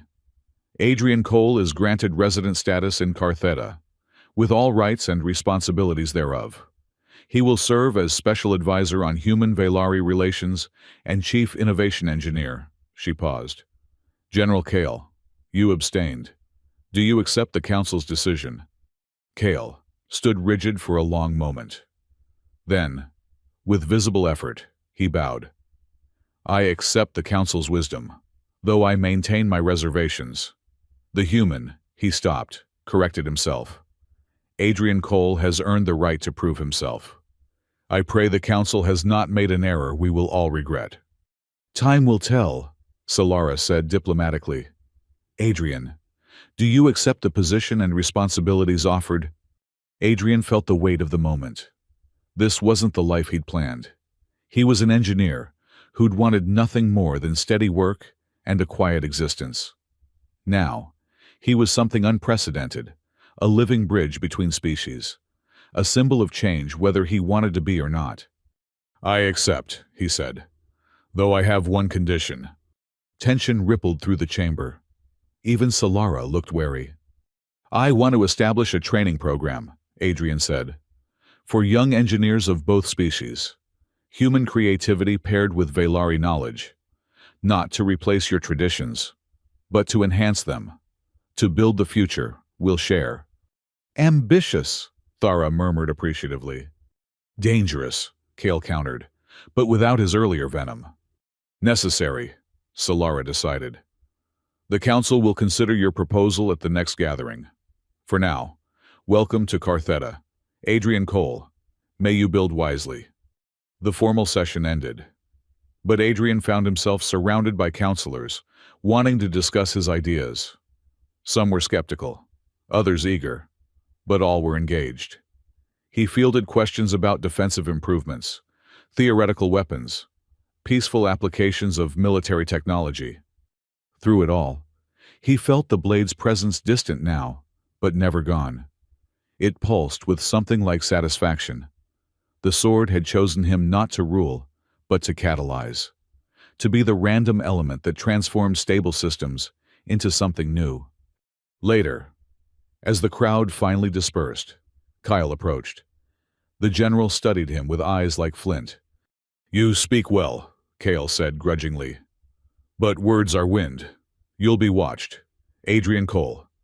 Every mistake catalogued, every failure remembered. And when you inevitably prove that humans and Velari cannot truly merge, I'll be there." "I wouldn't expect anything less," Adrian replied. "Opposition keeps innovation honest. Challenge prevents complacency. In a way, General, I need you as much as you need me." Kale's eyes narrowed. "Explain." "You're the weight against which I push," Adrian said. "The tradition I must respect while still moving forward. Without you, I might change things too quickly, break things that should be preserved. You're my balance, General. My reminder that not all change is good." For the first time since they'd met, Kale looked genuinely surprised. "You're either very wise or very clever." "I'm an engineer," Adrian said with a slight smile. "We're trained to see systems, not just components. You and I, Solara and the Council, tradition and innovation, we're all parts of a greater whole. The trick is making sure all the parts work together." Kale considered this for a long moment. Then, without another word, he turned and left. "That went better than expected," Kaya said, appearing at Adrian's elbow. "He didn't try to kill you even once." "Give it time," Adrian said dryly. "I'm sure I'll give him plenty of opportunities." He looked around the empty chamber, then at his scarred hands. The circuit patterns had stabilized, no longer painful, but always present. A permanent reminder of the day he'd touched something beyond understanding and lived to tell about it. "What now?" he asked. "Now you work," Kaya said simply. "You made grand promises. Time to deliver on them." Adrian nodded. He'd asked for this, fought for it. Really. The right to exist in a world not his own, to build bridges both literal and metaphorical. It wouldn't be easy. Kale's opposition would be constant, and not everyone who'd voted for integration truly believed in it. He'd have to prove himself every day, with every project, every innovation. But as he left the council chamber, Adrian felt something he hadn't experienced since the crash hope. He was changed. Yes. Transformed into something that shouldn't exist. But maybe that was exactly what both species needed. Someone who belonged fully to neither world, but could see the potential in both. The Queen's Blade had chosen him not to rule, but to build. And Adrian Cole, engineer and bridge between worlds, intended to build something magnificent. The workshop Solara assigned to Adrian sprawled across 3 levels of the palace's east wing, a space that hadn't been used since the last royal engineer died 40 years ago. Adrian stood in the doorway, taking in the accumulated dust and obsolete equipment, and felt a familiar itch in his fingers. Nothing called to an engineer quite like broken things waiting to be fixed. "It needs work," Kaya said from behind him, her tone apologetic. "We can assign cleaning crews." "No," Adrian interrupted, already moving into the space. "I'll do it myself. Need to understand what's here, what works, what doesn't." He ran a hand along a fabrication unit that might have been state-of-the-art when his grandmother was young.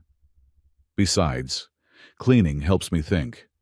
Kaya watched him examine the equipment with obvious curiosity. You're not what I expected from a human engineer. What did you expect? Arrogance, demands for the latest technology, complaints about working conditions. She gestured at the dusty space. Not someone who sees potential in ruins. Adrian smiled, remembering his first engineering job in the Mars colonies. Every engineer starts in someone else's leftovers. You learn to see what could be, not what is. He paused, circuit scars tingling as they brushed against an old power coupling. Though having alien tech sense helps. The cleanup took 3 days. Adrian worked alone, partly by choice, partly because most Velari still gave him a wide berth. He didn't mind the solitude. It gave him time to process everything that had happened, to examine the strange hybrid he'd become. His body had stabilized into something functional, if not entirely comfortable. He was stronger than before. His human muscles somehow denser, more efficient. His senses were sharper too.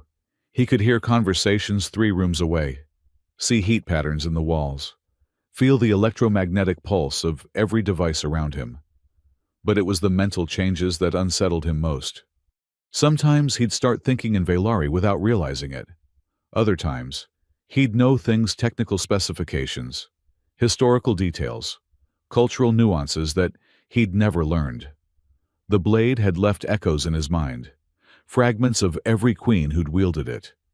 It was like having a library in his head where all the books were written in different languages, some of which he could suddenly read.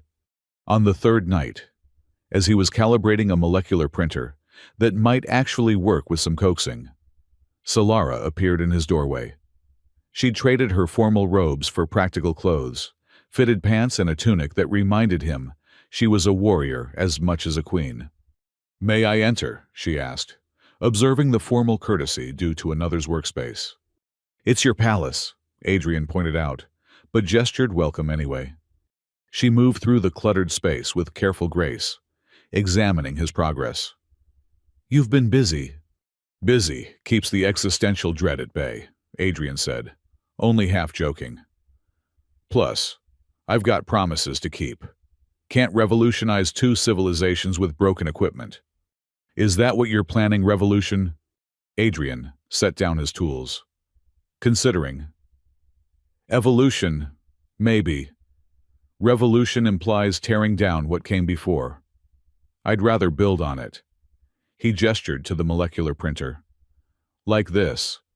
Your ancestors built it to last centuries. The core technology is still sound. It just needs updating, integration with newer systems, not replacement enhancement." Solara studied him with those impossible amber eyes. "Kale thinks you're playing a long game, earning trust before revealing your true intentions." "And what do you think?"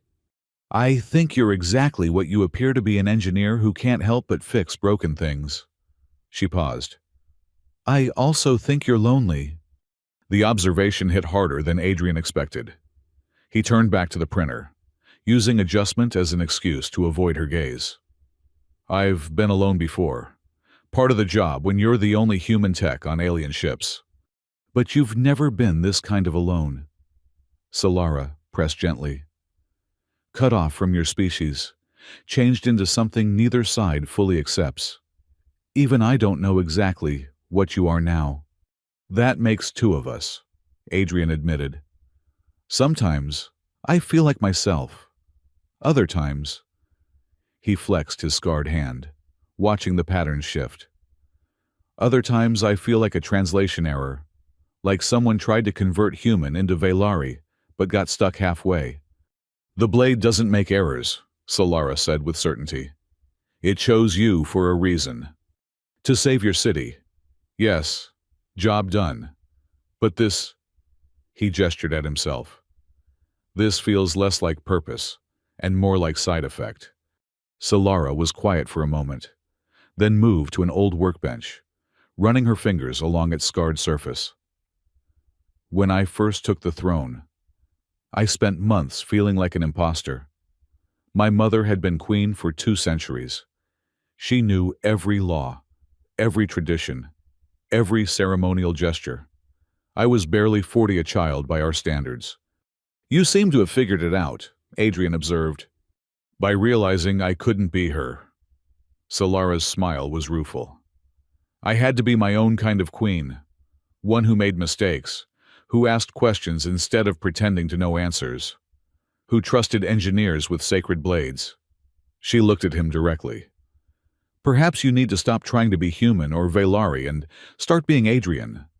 Profound advice from someone who's never had her species changed at the molecular level, Adrian said, but without heat. No, but I've had my role changed. My purpose. My understanding of what's possible. She moved closer, and Adrian caught that scent again, ozone and flowers. But underneath something else. The blade's resonance. Maybe. Recognizing its former bearer. We're more alike than you might think. Before Adrian could respond, alarms began wailing through the palace. Not the sharp shriek of attack warnings, but the lower tone that meant urgent news. Solara's expression shifted instantly from philosophical to professional. Come, she said. If they're using general alarms, it affects us both. They found the council chamber in chaos. Advisors clustered around holographic displays showing ship movements, stellar positions, communication intercepts. Kale stood at the center, his expression grim, but satisfied in a way that made Adrian nervous. What's happened? Solara demanded. The Terran Colonial Authority, Kale announced, his eyes finding Adrian. They've sent a diplomatic vessel. They want to discuss the return of their citizen.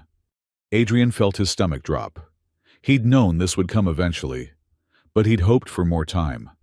Time to establish himself, to prove his worth, to become irreplaceable. When Solara asked, 3 days out at standard approach speeds, Kale reported. The ship identifies as TCS Prometheus, Ambassador class. They're following all protocols, requesting formal audience. Since when does Earth care about one lost engineer? Adrian asked, though he suspected he knew the answer. Kale's smile was sharp. Since that engineer redesigned an alien city's defenses and survived contact with technology that should have killed him. Your transformation has not gone unnoticed. Adrian Cole. How could they know? Kaya demanded. We've had no contact. The hegemony, Adrian realized. The ships that surrendered. They'd have sent reports before defecting. Earth monitors all hegemony communications. He laughed bitterly. I've become interesting. Valuable, Solara corrected. A human who understands Velari technology at a fundamental level, who can bridge our sciences. Every power in the galaxy would want to claim you. I'm not a prize to be claimed, Adrian said sharply, then caught himself. The possessiveness in his tone surprised him. When had he started thinking of Cartheta as something to defend rather than escape? No, Solara agreed. You're not, which is why we need to handle this carefully. She turned to her advisors. Full diplomatic protocols. Prepare the formal reception halls, and send word that I will meet with the Earth representatives personally. Majesty, Kale interjected. Perhaps it would be wiser to let the Council handle this, to maintain distance. From the man who saved our city, who even now works to improve our defenses. Solara's tone could have frozen stars. No, General. Adrian Cole is under my protection. Earth will understand that clearly. The next 3 days passed in a blur of preparation. Adrian found himself fitted for formal robes, drilled on diplomatic protocols, coached on what to say and what to avoid. Through it all, he felt the weight of approaching choice. Earth wanted him back, his own people, his own world. A chance to be human again, even if changed. They'd have medical facilities, specialists who might be able to stabilize or even reverse his transformation. He could go home. Except Earth wasn't home anymore. The realization hit him as he stood in his workshop, surrounded by half-completed projects.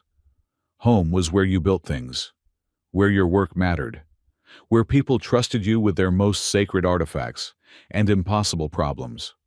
You're thinking too loud, Rin said from the doorway. The young warrior had become a regular visitor, fascinated by Adrian's work. The whole palace can feel your brooding. I don't brood, Adrian protested. I analyze.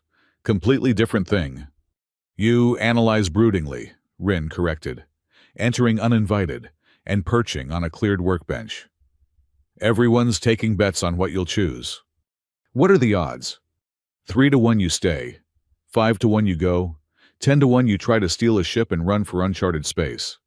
Adrian snorted. Who's giving those odds? Me, Rin grinned. I figure anyone crazy enough to grab a cursed sword barehanded might do anything. It's not cursed, Adrian said automatically. Just selective about who it works with. Like you're selective about where you belong. Adrian looked at the young warrior. Really looked. Rin had supported him from the beginning, one of the few who saw opportunity rather than threat in his presence. What do you think I should do? I think you should stop pretending there's a choice, Rin said simply. You can't go back. Not really. Even if Earth could fix your body, could they fix your mind? Take away the memories, the knowledge, the connections you've made. She leaned forward. Could they make you forget how it felt to save a world? Adrian didn't answer. Couldn't answer. Because she was right. And he hated that she was right. The Terran delegation arrived with all the pomp Earth could muster. The Prometheus was sleek and aggressive, its lines speaking of human engineering philosophy, efficiency over elegance, function over form. Adrian watched its approach from the palace's observation deck, circuit scars tingling with each scan that swept over the city. Nervous, Solara asked, joining him at the window. Terrified, Adrian admitted. It's easier to face enemy fleets than your own people's expectations. They're still your people.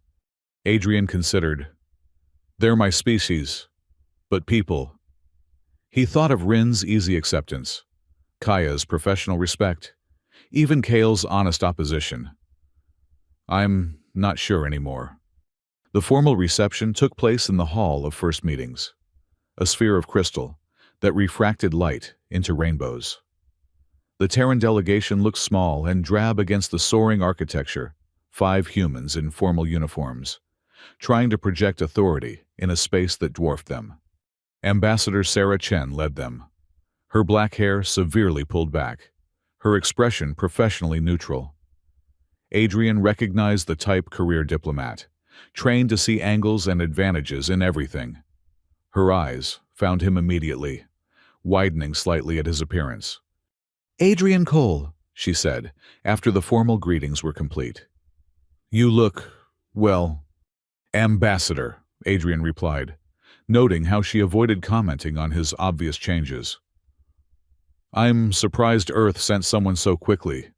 You're a Terran citizen in distress, Chen said smoothly. Of course we came. Her eyes flicked to the circuit scars, visible on his hands. Though I see reports of your distress may have been exaggerated. Or understated, depending on perspective, Adrian said. The negotiations that followed were a dance of words and implications. Chen presented Earth's position with practiced skill. Adrian was a citizen in need of medical attention, a valuable human resource being kept from his people, a potential bridge between civilizations who belonged with those who could best utilize his unique position. Solara countered with equal skill. Adrian was a free individual who'd chosen service, a hero of Cartheta who'd earned his place, an integrated member of their society who couldn't be simply reclaimed like lost property.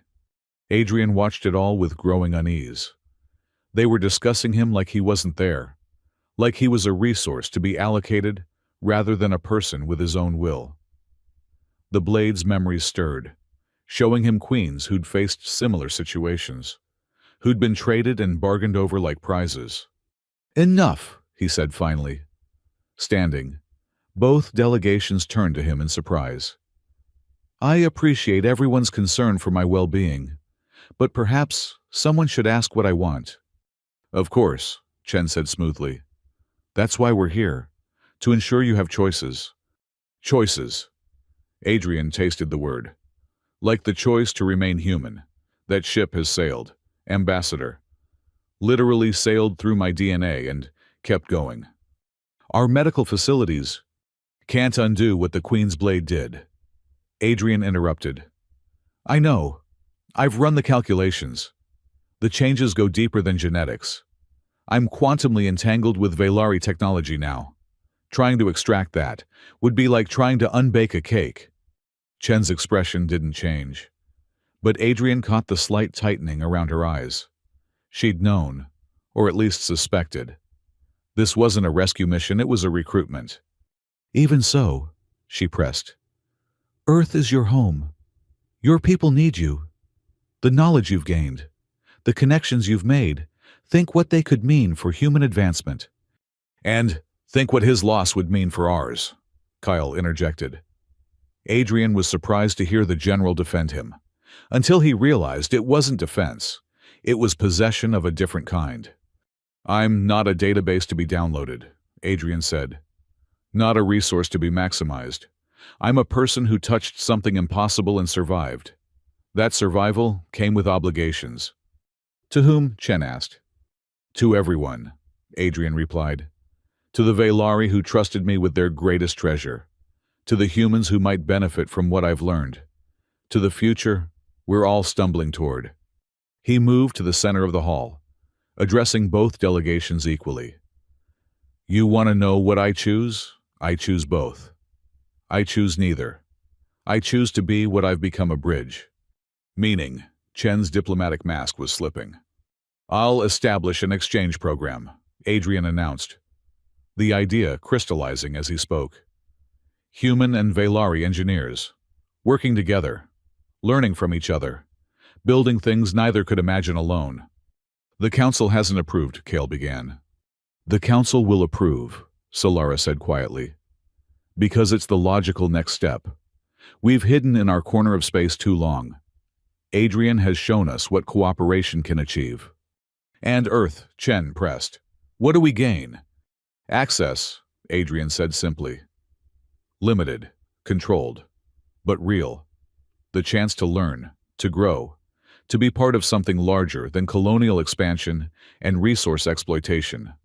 Chen was silent for a long moment, calculating. You're proposing to stay here, to remain with the Velari. I'm proposing to be what the blade made me, a connection between worlds. Adrian held up his scarred hands. These marks aren't just decoration. They're a commitment, a promise that I'll use what I've become to build bridges, not walls. Pretty words, Chen said, echoing Kale's earlier criticism. But Earth doesn't deal in poetry. No, but you deal in pragmatism, Adrian countered. And pragmatically, what serves you better? Trying to reclaim a damaged citizen who can never fully reintegrate. Or having an advocate here, someone who understands both societies and can facilitate real cooperation. He saw the moment Chen's perspective shifted. The ambassador was many things, but not stupid. She recognized opportunity when it presented itself. You'd need oversight, she said carefully. Regular communication with Earth authorities. Accountability measures.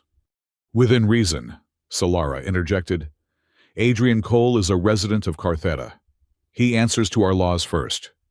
Dual citizenship, then, Chen proposed. Dual obligations, dual opportunities. Adrian felt something ease in his chest.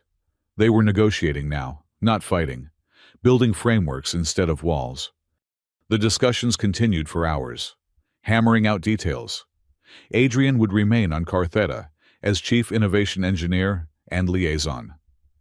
Earth would send a small technical team to work with him, volunteers only, those willing to take the same risks he had. The Velari would share selected technologies, carefully chosen to benefit without destabilizing. Both sides would move slowly, cautiously, but they would move together. You realize this makes you even more of a target, Chen warned, as the formal agreements were drafted. Every faction that opposes human Velari cooperation will want you silenced. Then I'll have to be too useful to silence, Adrian replied. Later. After the delegations had retired and the halls were quiet, Adrian found himself back in his workshop. The molecular printer was finally working, humming contentedly as it fabricated components for his next project. He'd done it, found a way to stay that served everyone's interests. So why did he feel so unsettled? Because you've just committed to changing two civilizations, Solara said from behind him. He wasn't surprised she was there. He'd felt her approach through the blade's lingering connection. That would unsettle anyone with sense. Having second thoughts about your support, Adrian asked. No, I meant what I said. We've hidden too long, fought the same battles too many times. You've shown us another way. She moved to stand beside him, watching the printer work. But I worry about the cost to you. Cost? You'll never fully belong to either world now. Always standing between, translating, mediating. It's a lonely position. Adrian thought about that, then smiled. Maybe, but it's a useful position, and I'd rather be useful than comfortable. Spoken like a true engineer. Solara's returned smile was warm. Build your bridges, Adrian Cole. Both our peoples need them. As she left, Adrian turned back to his work. The printer finished its current project, a component that merged human and Veilari design principles. Something new that honored both traditions while being limited by neither. It was a small thing, barely worth noting, but it was a beginning, and beginnings, Adrian had learned, could change worlds if given the chance. He had work to do. The first human volunteers arrived 2 months later, their shuttle landing with all the grace of a brick thrown at water. Adrian watched from the landing platform, noting how the Veilari guards tensed at the inelegant approach. He'd have to address that different species, different aesthetics of motion. They fly like their ships are fighting the air, Kaya observed, standing beside him. Because they are, Adrian replied. Human engineering assumes the universe is hostile until proven otherwise. We build things to survive first, thrive second. And Veilari engineering assumes the universe can be convinced to cooperate if you ask nicely enough. He smiled at her expression. Both approaches have merit. That's why this program might actually work. The shuttle doors opened with a hydraulic hiss that made several Veilari wince. 5 humans emerged, blinking in the binary sunlight, trying not to stare too obviously at their surroundings. Adrian recognized the look, overwhelmed, but trying to hide it behind professional composure. Dr. Maria Santos led them. Her graying hair pulled back in a practical bun that had probably been neat when she left Earth. She was small, barely 5 feet, but she moved with the confidence of someone used to commanding respect despite her stature. Her eyes found Adrian immediately, widening slightly at his altered appearance. Adrian Cole, she asked, though it wasn't really a question. Who else could he be? Dr. Santos, welcome to Cartheta. Adrian stepped forward, noting how the other humans unconsciously shifted to keep distance between themselves and the Veilari. I hope your journey wasn't too difficult. Long, Santos admitted, and humbling. Your host's FTL technology makes our best drives look like stone wheels. Different approaches, Adrian said diplomatically. Theirs is more elegant, but ours is more robust. Veilari drives sing through space. Human drives punch it in the face until it lets us through. One of the other humans, a young man with the pale complexion of a born spacer, actually laughed. That's the best description of jump drives I've ever heard. Thomas Park, the man introduced himself. Quantum engineer. I volunteered because, well, when else am I going to get to study alien technology? Adrian felt some of his tension ease.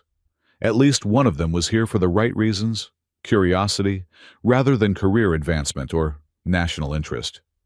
The others introduced themselves: Dr. Ruth Hawkins, xenobiologist, James Morrison, material scientist, and surprisingly, Captain Lisa Stone, military liaison. Military, Adrian asked, not bothering to hide his concern. Stone met his gaze steadily. Observer only. Earth wants to understand the security implications of technological exchange. I'm here to assess and report, not interfere. And if your assessment is negative, then I report that honestly. She paused. I volunteered for this. Mr. Cole. That should tell you something about my expectations. Adrian studied her for a moment, then nodded. At least she was direct. He could work with direct. Let's get you settled, he said, gesturing toward the transport that would take them to their quarters. Fair warning, Velari architecture takes some getting used to. Gravity isn't always where you expect it to be.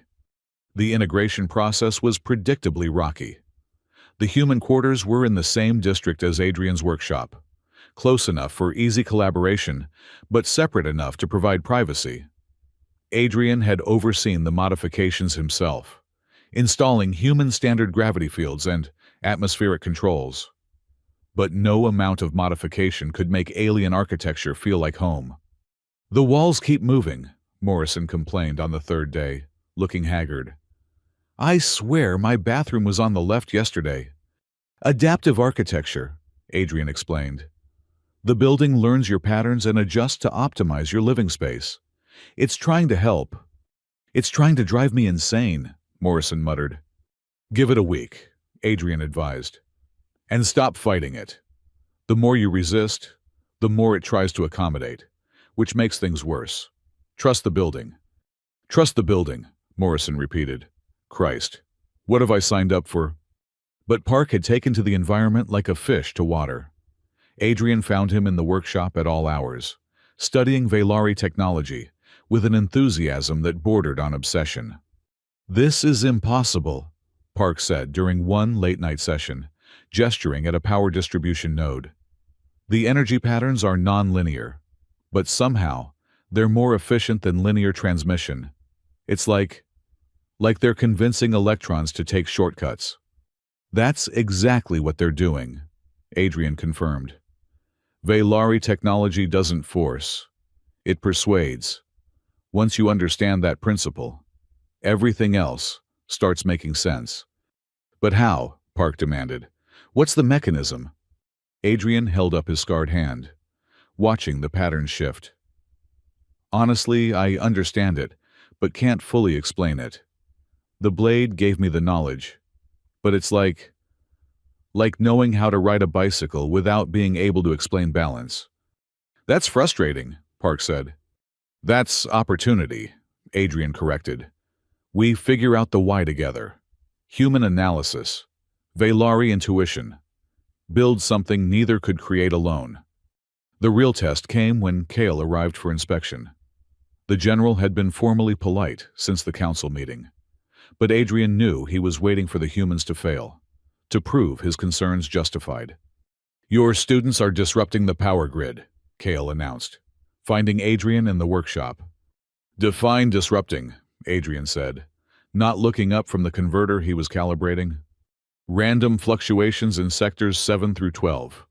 The maintenance crews are complaining. Adrian sighed. Park's probably trying to run comparative analysis on the distribution nodes. I'll talk to him about timing his experiments better. This is exactly what I warned about, Kale said.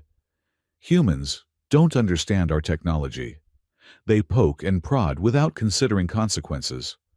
Like Velari understood human technology when they shot down my ship, Adrian asked mildly. Kale's expression darkened. That was military action. That was assumption, Adrian corrected. You assumed our ship was a threat because you didn't understand our approach vectors. Just like Park assumes he can analyze your power grid using human methodologies. Both mistakes. Both correctable. You defend them. I teach them. There's a difference. Adrian finally looked up. Give me time. General, real change doesn't happen in days or weeks. It happens in months and years, built on a foundation of mistakes and learning. Time for more incidents, more disruptions. Time for understanding. Adrian stood, facing the general directly. You know what your real problem is. You're afraid they'll succeed. That humans will learn to work with your technology, will bring their own innovations. You're afraid of becoming obsolete. I fear for our culture, Kale said stiffly. Our identity. Culture isn't preserved by isolation, Adrian said. It's strengthened by contact, by testing itself against new ideas, and keeping what works while adapting what doesn't. Philosophy from an engineer, experience from someone who's lived both sides. Adrian gestured to his workshop, where human and Velari tools sat side by side. I'm still human in how I think, still Velari in how I perceive. Neither cancels out the other. They enhance. Kale was quiet for a long moment. Then, the power fluctuations are disrupting residential sectors. Fix it. He left without another word, but Adrian counted it as progress. The general hadn't demanded the humans leave, just that they be more careful. It was a start. The breakthrough came from an unexpected source. Dr. Hawkins, the xenobiologist, had been the quietest of the group, spending most of her time observing rather than experimenting. Adrian found her one evening in the biolabs, staring at a holographic display of cellular structures. These aren't possible, she said without preamble. Adrian looked at the display Velari tissue samples, their cellular structure displayed in exquisite detail. What's impossible about them? The energy efficiency, the cellular respiration rate, the way they process radiation. She turned to him, eyes bright with discovery. Velari cells are about 30% more efficient than human cells at energy conversion. But the mechanism, it's not chemical. It's something else.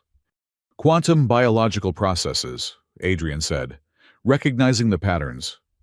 They evolved in a system with binary suns and higher background radiation. Their biology adapted by developing quantum coherence at the cellular level. That's science fiction, Hawkins protested. That's your colleague, Adrian said, pointing to Rin, who was practicing combat forms in the adjacent training hall. Science fact.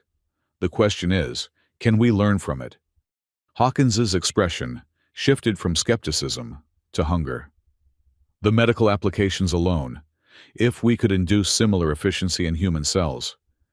Carefully, Adrian warned. Very carefully.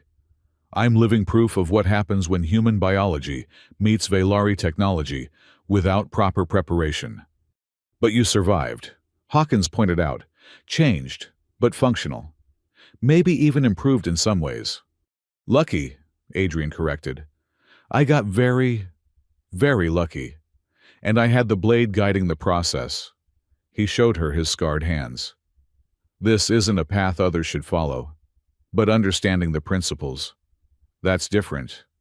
Within a week, Hawkins had made more progress in understanding Velari biology than previous human scientists had made in decades.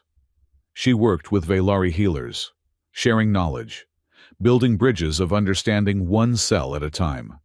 Santos proved equally adaptable, though in different ways.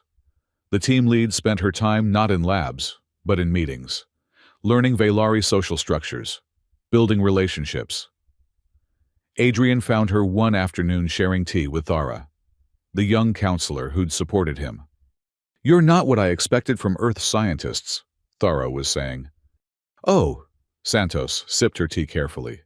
Velari formal tea ceremony involved temperatures that could burn human tongues. What did you expect?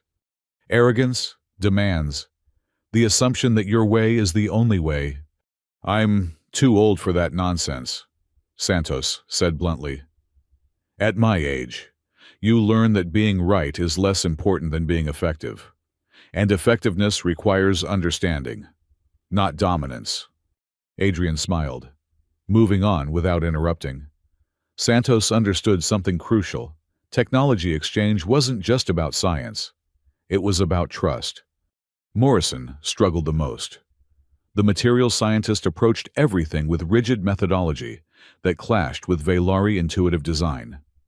Adrian found him one night in the workshop, surrounded by failed experiments, looking ready to throw something. It doesn't make sense, Morrison said. The crystal lattices are unstable. They should shatter under stress. But they get stronger instead. Stop thinking like a human, Adrian advised. I am human. Exactly the problem. Adrian picked up one of Morrison's samples, a failed attempt at recreating Valari hull plating. You're trying to force Earth understanding onto alien materials, like trying to make water flow uphill because that's what your equations say should happen. Then how do I understand it? Adrian considered, then made a decision. Come with me.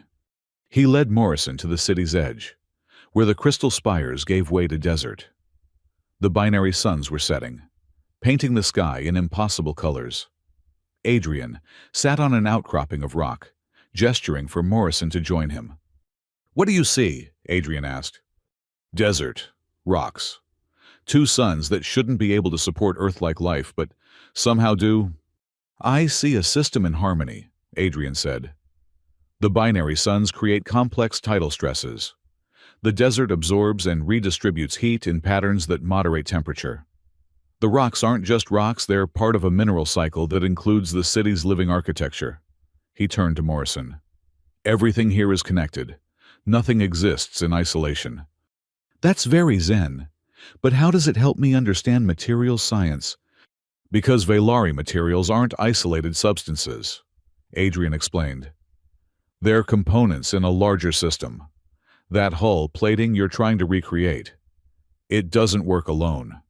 It needs to be connected to power systems, to other materials, to the ship's quasi-consciousness. It's not just matter, it's part of a relationship. Morrison was quiet for a long moment. That's completely counter to everything I was taught. Welcome to interstellar science, Adrian said, where half of what you know is wrong, and the other half is incomplete. How do you stand it? Morrison asked. The constant, not knowing. Adrian thought of the blade, of the moment it had chosen him, of all the impossible things that had happened since. You learn to find joy in discovery, in being wrong because it means you get to learn something new. He smiled. Besides, certainty is overrated. It's the questions that make life interesting. Progress came in fits and starts. Park successfully created a hybrid power cell that combined human robustness with Valari efficiency. Hawkins developed a treatment protocol that could enhance human cellular efficiency by 5%, not much, but a beginning. Santos negotiated cultural exchange protocols that both sides could accept. Even Morrison eventually had his breakthrough, creating a composite material that exhibited properties of both human and Valari design philosophy. It wasn't as strong as pure Valari hull plating, but it could be manufactured using human techniques, a crucial bridge technology. But success brought new challenges. Captain Stone submitted her first report, and while Adrian wasn't privy to its contents, the increased communication traffic from Earth suggested intense debate. Some factions wanted to accelerate the program. Others wanted to shut it down. They're scared, Stone told him one evening, finding him on the palace's observation deck. Of failure. Of success. She joined him at the railing, looking out over the city. Every advancement your team makes is proof that our understanding of the universe is incomplete. That's threatening to people who've built careers on certainty. And you, Adrian asked, what do you tell them? The truth. That we're standing at the edge of a new age? That the choice isn't whether to step forward, but how? She paused. I also tell them about you? Me, the engineer who touched an alien artifact and survived, who built bridges between species, who chose transformation over safety. She smiled slightly. You're either humanity's greatest cautionary tale or our brightest hope. Why not both? Adrian asked. Because that would require nuanced thinking, and military reports prefer clear categories. Her expression grew serious. There are those on Earth who see you as contaminated, who think your loyalty to humanity is compromised. Adrian felt the circuit scars tingle, responding to his emotional state. Maybe it is. Maybe loyalty to one species is too small a concept now. Dangerous thinking. Necessary thinking. Adrian turned to face her. Captain, we're not alone in the universe. We can't pretend we are. We can either engage with other species as partners or face them as enemies. I know which future I prefer. The generals prefer enemies, Stone said. Enemies are simple. Partners are complicated. Then maybe we need new generals. Stone actually laughed. Spoken like someone who's never dealt with military bureaucracy. Change comes slowly, Cole, glacially. Glaciers carved continents, Adrian pointed out. Slow doesn't mean ineffective. The real test came 6 months into the program. A crisis in the outer system, a mining station's power core failing, threatening 500 lives. Velari rescue ships were too far away. Human vessels were closer, but lacked the technology to stabilize a quantum cascade failure. We need hybrid tech, Kaya said, bursting into the workshop where Adrian was reviewing designs with his team. Something that can interface with our systems, but work with human equipment. Adrian looked at his team. Months of work, theoretical knowledge, untested prototypes. Now lives hung in the balance. Park, your hybrid power cells, can they handle quantum resonance? Adrian asked. In theory, we've never tested at that scale. Morrison, your composite materials radiation resistance. Should hold, but no buts. Just best estimates. Adrian was already moving, pulling up schematics. Hawkins, biological risks to mixed crews. Manageable with proper shielding. Santos, I'll coordinate with the council. Get clearances. Smooth objections. Stone, the captain straightened. I'll prep a human vessel for hybrid modifications. We'll need military precision for this. Adrian felt a surge of pride. His team human and Velari working together, responding to crisis without hesitation. This was what he'd envisioned. Let's save some lives, he said. The next 18 hours blurred together. Adrian's team worked alongside Velari engineers, modifying a human rescue vessel with hybrid technology. Park's power cells integrated with Velari control systems. Morrison's materials reinforced critical sections. Hawkins ensured biological compatibility. Adrian found himself at the center, translating between teams, solving problems as they arose. The circuit scars on his hands glowed constantly. His hybrid nature, allowing him to bridge gaps others couldn't see. Interface mismatch in Sector 3, someone called out. Reroute through the secondary matrix. Adrian responded, without looking up. Use harmonic resonance to smooth the transition. Power fluctuations in the hybrid cells. Expected. They're adapting to Velari frequencies. Give them 30 seconds to stabilize. Problem after problem. Solution after solution. And through it all, Adrian felt something he hadn't experienced since touching the blade. Perfect clarity of purpose. This was what he was meant to do. Not choose sides, but build bridges. Not preserve the past, but create the future. The modified ship launched on schedule. Adrian watched from the command center as it approached the failing mining station. Human pilots flying with Velari navigation. Earth robustness powered by alien elegance. Two civilizations' knowledge merged into something new. Docking successful, came the report. Beginning power transfer. Tense minutes passed. Then cascade halted, core stabilizing, evacuation beginning. The command center erupted in celebration. Humans and Velari embracing. Boundaries forgotten in shared success. Adrian felt hands clapping his shoulders, voices offering congratulations in multiple languages. But he barely heard them. His attention was fixed on the monitors, showing the hybrid ship performing flawlessly. Proof of concept. Evidence that cooperation wasn't just possible, but necessary. Well done, Solara said quietly beside him. He hadn't heard her approach, but her presence was unmistakable, that mix of ozone and flowers, power and grace. Team effort, Adrian said automatically. Led by you, she studied the celebrating crowd. This is what you envisioned, isn't it? Not just technology exchange, but true integration. It's a start, Adrian admitted. 6 months to save one station. We need to do better. Always the engineer, Solara said with gentle amusement. Never satisfied with success. Success is just failure that hasn't happened yet, Adrian quoted. My first boss told me that. Paranoid man. But he kept his ships flying. And you keep civilizations connecting. Solara's expression grew serious. The council meets tomorrow. What happened today will be discussed. There are those who see it as validation of your vision, and others who see it as proof that humans are learning too much too fast. Politics is complex, Solara said diplomatically. Politics is fear dressed in formal robes, Adrian countered. But I understand. Change is terrifying, especially when you can't control its direction. Can you control its direction? Adrian thought of his team, of the connections forming, of the future taking shape one innovation at a time.